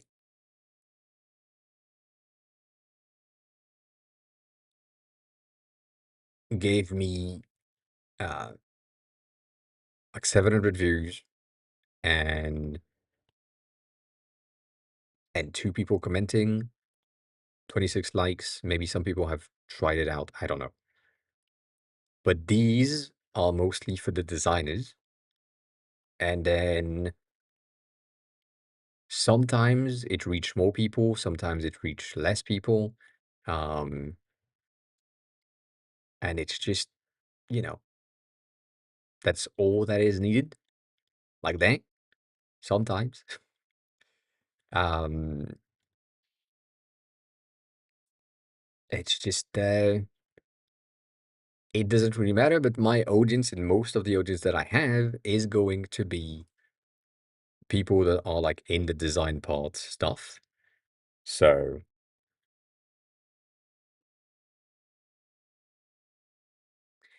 that's what I'm saying. You are not like I am not trying to reach my audience. I am, or let me rephrase that. I'm not trying to reach the people that are supposed to use the app. I'm trying to reach the people that are me, and that's it. So I want people that are interested in learning Japanese, for example. And I also want people that are designers. So the thing that I'm building is a good looking app with a concept, right? That was the initial concept, which had a bit of traction, not much, but a bit of traction. And from there, I just built the thing, made it better, and so on. And now when I'm posting about it, it's not um, like I'm posting about the design part of it that people are really appreciating, and that just brings um, like users in as designers just want to try it out. But you know, so it's a targeting designers, not targeting the users, and then the designers are going to talk about it because it's a good app, a good looking app. Like it's the we are as designers, we are the Linux users of the world. If we see an app that is good, we are going to talk about it. Like I don't think there is any question about it. Like the thing that the Daft music from earlier, it's a good looking app. I talked about it because it pissed me off of the 30-second thing, and then I need to pay. But it's a good looking app, and therefore I'm going to talk about it. If I have Can or Binge, it's a okay looking app. But if I use B-roll instead, it's a better looking app, and I'm probably going to talk about it. If I have someone who's like, oh yeah, saying something like, oh yeah, I was trying to track what I'm currently watching, what I've watched in the past, and so on, and see if there is like some new movies coming out soon that I want to add to my watch list and so on. I'll probably recommend B-roll because it's pretty cool. Um, but that's like a designer will do that. I would hope that a designer would recommend perfume to someone else as a, oh yeah, I'm using this app that is really cool looking for your perfume collection to have like uh, a way for you to journal your experience and so on. But I'm probably using it just to track like what I have in my collection without the the journaling section. That alone might be converting someone else because the app is good looking and because the app is useful for that person in one way or another. And that conversion is just a plus one in my user base. With your type of thing, which is circle based or interest based acquisition, anyone in any subculture thing would have interest in getting mixed up with other people with the same subculture. So you have an infinite amount of potential users, and you have two things, as you said, that needs to happen: discovery, which is marketing, and word of mouth, and conversion, so that the users that are joining, I mean, that's retention, but like the users that are joining stay long enough that they convert into paying users for the benefits of what needs to be in there.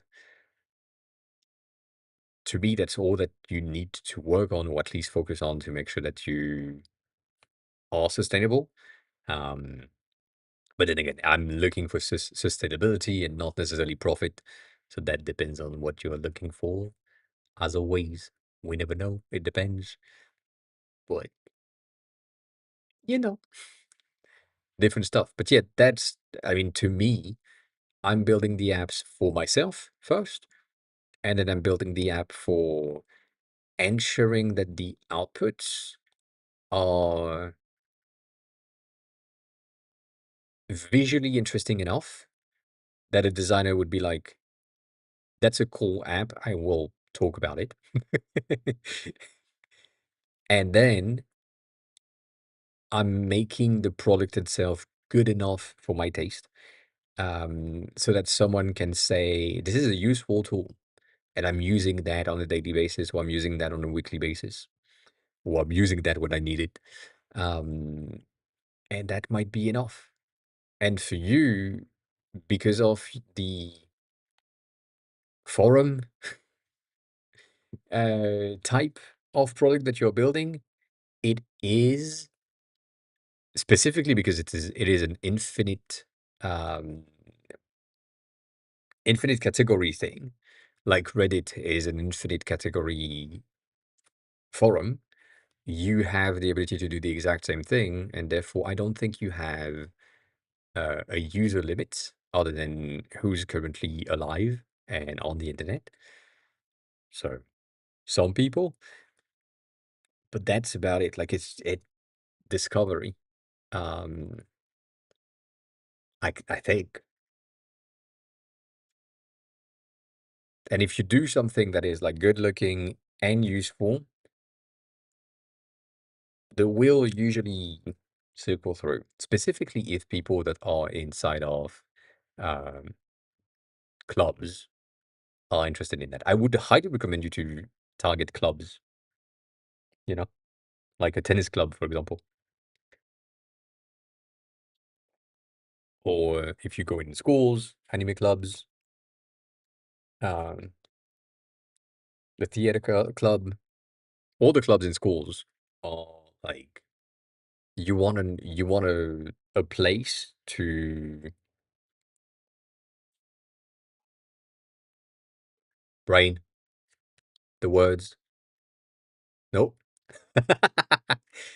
uh, the words, the words converge. No. Join. No. Well, I don't think I have this one. Um, why do I have contribute in my head? That's not the thing. Collaborate? Not even. Get together? Yes. You want to get together with the people that have the same mindset of your anime club, and you want to have like conversation with them when you're not in the club, then Kyoto is the right place for you. That's it.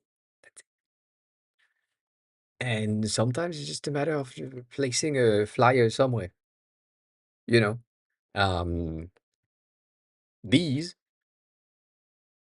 as flyers in my Japanese school place helps. Like people are looking for Japanese app when they are in the Japanese school. So if I go there and I just showcase the option and I say, well, I have built this for vocabulary purposes, and we have all of these dictionaries that are already pre-made. And so, yeah, um, that's the thing that worked. Could highly recommend that as well.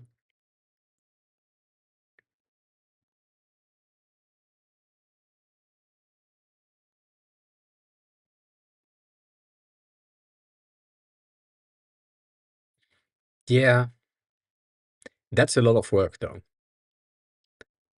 I don't know if I would. I don't know if I would do that, but then again, it's one way of marketing. Going back to the fucking Japanese learning app from earlier, this is how things work. Like the amount of fake account, bots account, or partner account um, that are created on a daily basis for these apps is crazy. And maybe that's the way to go, even though I hate it. Maybe that's the way to go. And we'll see. If that's the case, I don't have the funds to do that. But if that's not the case and I can do something else instead, I will. And right now, the something else is just posting about the stuff online. That's enough-ish. It's not. It's not enough. It should be enough though, but yeah. Going back to your skills things, I don't think you lack skills. I do think like you may lack in some skills like myself, and shit, I removed something. And that's the only thing that you need to focus on. So right now I need to focus on creating content marketing related stuff for Ban, Can, and Perfume. And then you have such a massive amount of user base already that I don't see how you can't like not be successful, but at least reach more users. Um, I guess the usual incentive of affiliates is a pretty good thing. Um, I would say if you just um, introduce some sort of an affiliate system for the premium features. Let's say you have, I forgot who did that. I think it is Epidemic Sound. Epidemic Sound is saying you have access to 1 free month per user that you bring in. So a new user that subscribed for a year or a month is getting their first month for free. If they, I think it's their first month for free if they do for a full year or a discount or something. I forgot. It doesn't matter. Anyways, they get a discount and they use your code and you get a month for free. So as the creator, you want to pay the least as possible. So you are inviting as many people as possible. For you, you could simply say, um, here is our affiliate programs. You can get new users coming in, and if they convert into paying users, you get a month for free. Um, so if that works, you will probably get a lot more users that are interested in getting the affiliate free money. And then from there, um, you're kind of done. I mean, you're not done, but you're kind of done. You don't have a lot more to do other than wait for the people to just join in. I do remember a long time ago now that some platforms like um, Dropbox were doing something like you get 1 gig for free for any amount of users that you bring in up to, I forgot how many it was, but I think it was 20 gigs. And that converted so many people.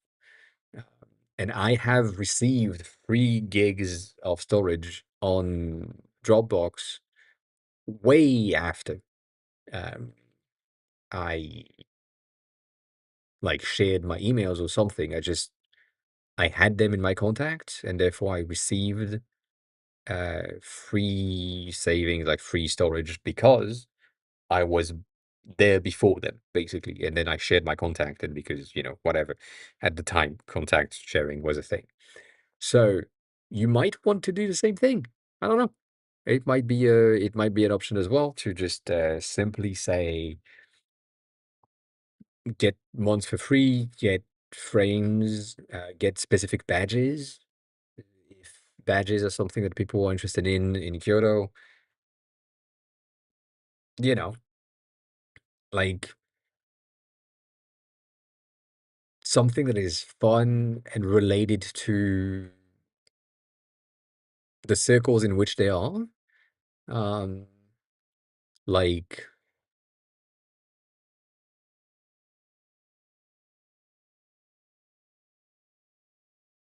if they have like if they are part of the anime thing, you can have like a very anime specific badge that is going to take a lot of time to cater and create all of them.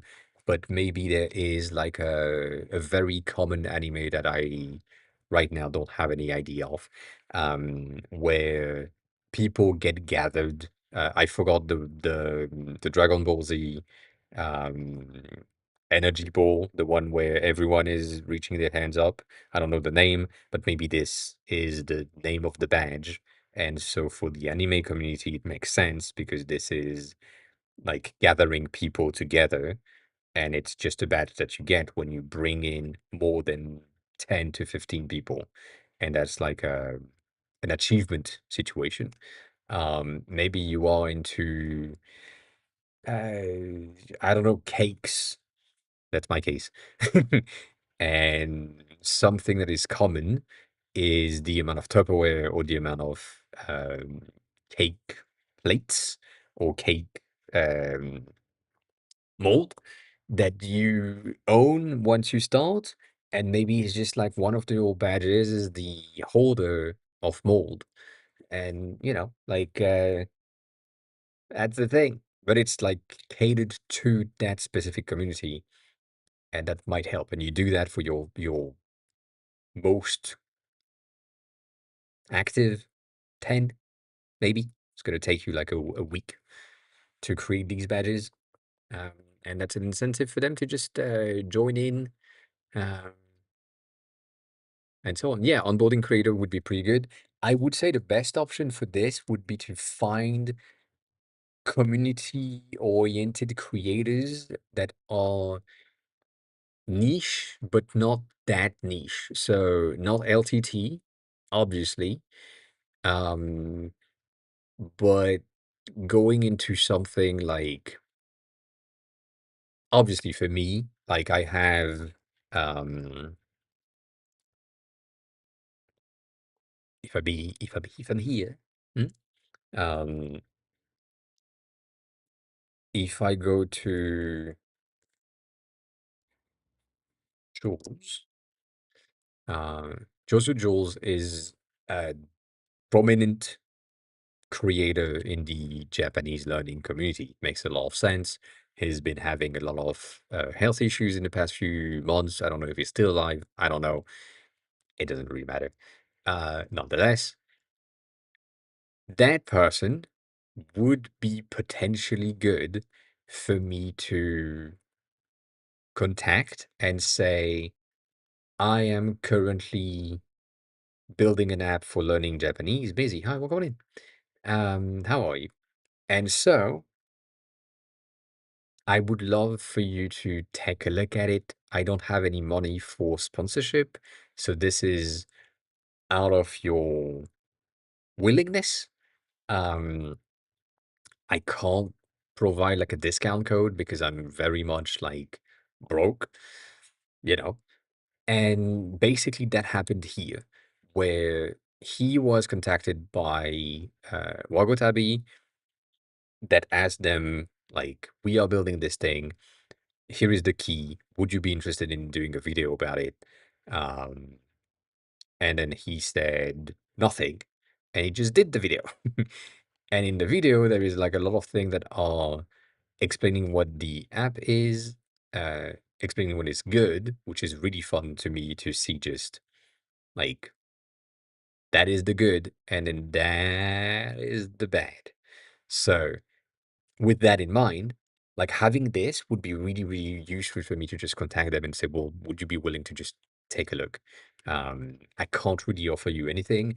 I might be able to just give you the lifetime paid tier so that you have access to everything, but that's about it. Like I would just need to create some sort of a discount code.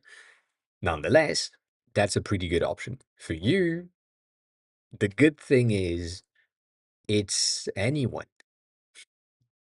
Like you don't have that issue of me being uh, funneled into the Japanese learning community, and that's it. I don't have any other choice.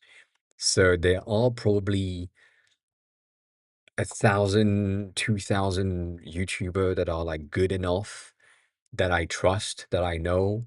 I mean, that I don't know. I don't know 2,000 YouTuber about Japanese content. Nonetheless, that I would be willing to contact to do that. Um, that is something that could work. For example, yes, if you have like a banner ad inside of a circle, like something like this or something like this one, for example, you could have that in the Japanese community and say, well, currently we have like this ads for an alternative app that we like, whatever. Please. Your 150,000 users, please. Uh, but that's the thing that you can do with um, any community. That's the huge benefit that you have. Is like whichever niche that exists, you will have a YouTuber, a VTuber, a TikTok person that is good, content creator that does exactly that niche content. So there are people that are reviewing mouses for a living. And if you just contact them and you say, well, we have built a community-based thing, and we would love to have you as one of the ambassadors uh, of the platform and or have your community there or something. That would be something that is pretty useful and pretty simple. Like for me, for example, if I were to create a learning Japanese circle for people that are learning Japanese, and I was to use Kyoto as my circle. I don't know if you know Circle. Circle is a um, Circle Social. Um, it's an app system thing that basically gives you some sort of a Patreon-based community thing, roughly. Um, and so if I were to create a circle like this, I could just say, well, technically, I could do that on Kyoto and have a much better experience for everyone. So I might just do that. And by doing so, I'm sending new people to your platform because my community is coming in, and then you are benefiting from that, and I'm benefiting from having a better environment. So it's basically the same thing as a Discord for me.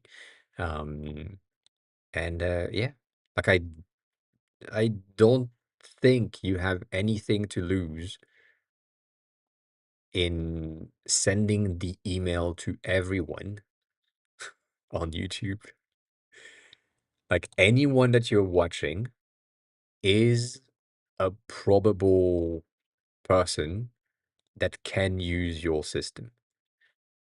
So for me here, if I have someone like um, Harris that is like doing Twitch streaming, gears related stuff, if I want them to just, take a look at the community and have a better connection with their community, that's the type of bullshit you can tell for the creators.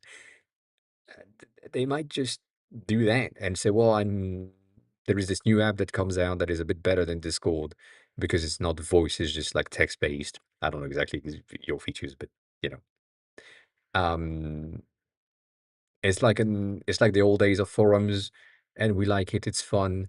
The app is pretty cool, and then it just shouts you out as I'm there under the name Harris. You get the entirety of the fucking 10K of their watch time seeing it. I don't know.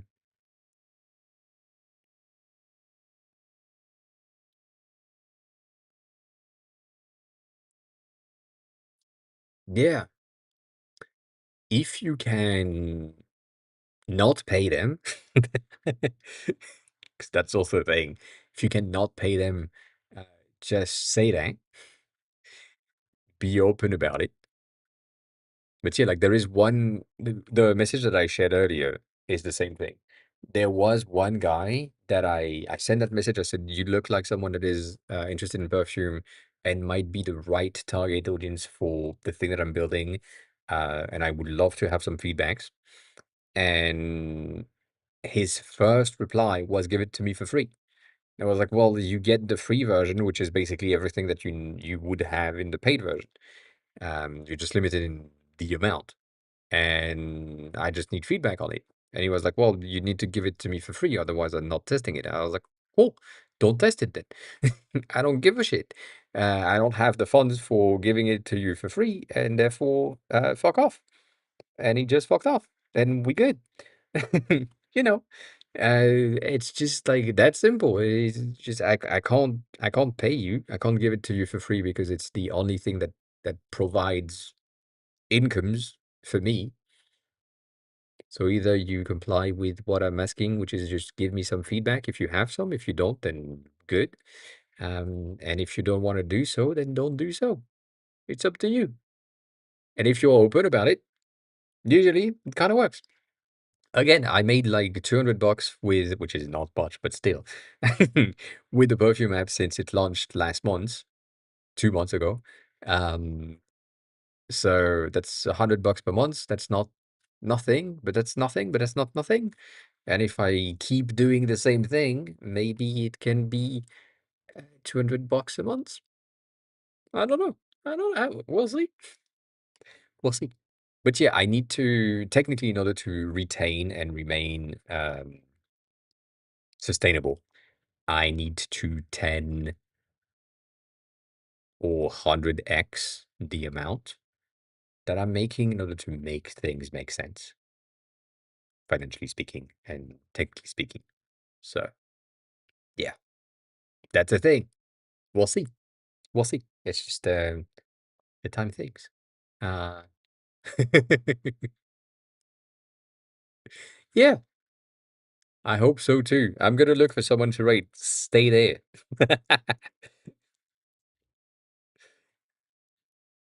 That you gain points. But yeah, no, again, I'm not like against doing something. If I have, like, if I were to create a community for Japanese learners, for example, I wouldn't mind adding that inside of the profile of Can and say, join Kyoto for, I don't know, Japanese learning community.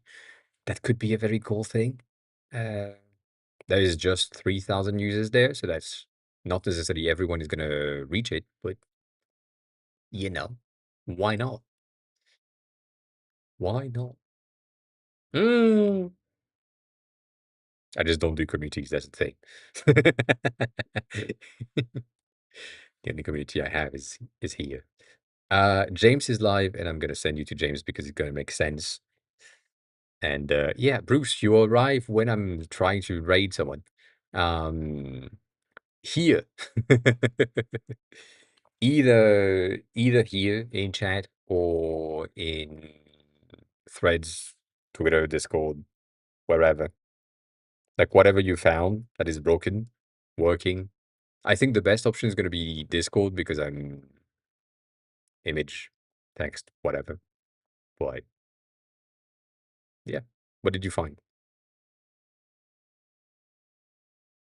If it's on the latest version and you're talking about the fact that the blob, I said nothing. Yes, the Android version is shit. So sorry about it.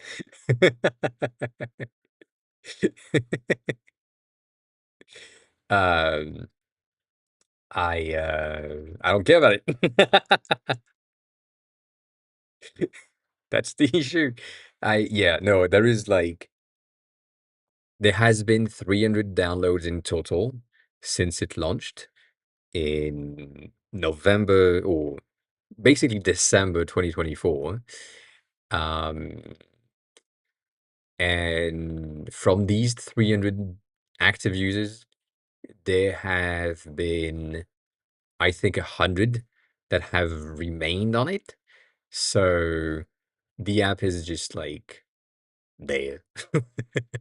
And I hate working on Android stuff. So I don't like the code base structure and so on. So it's just, yeah, that's the thing. But yeah, I've been working on it this weekend, so I might work on it a bit more. Just a smidge, just a smidge. But yeah, as always, thanks all for being here. Highly appreciate it. Enjoy James streams. James is doing some art and currently focusing on shapes. So quick painting and so on. It's really cool. Um, also a great person that is capturing an iPad. So if you're interested in that, join us for the raid. As always, if you have a question, I'm not live. The Discord is there for that. And Van is cool. Mm-hmm.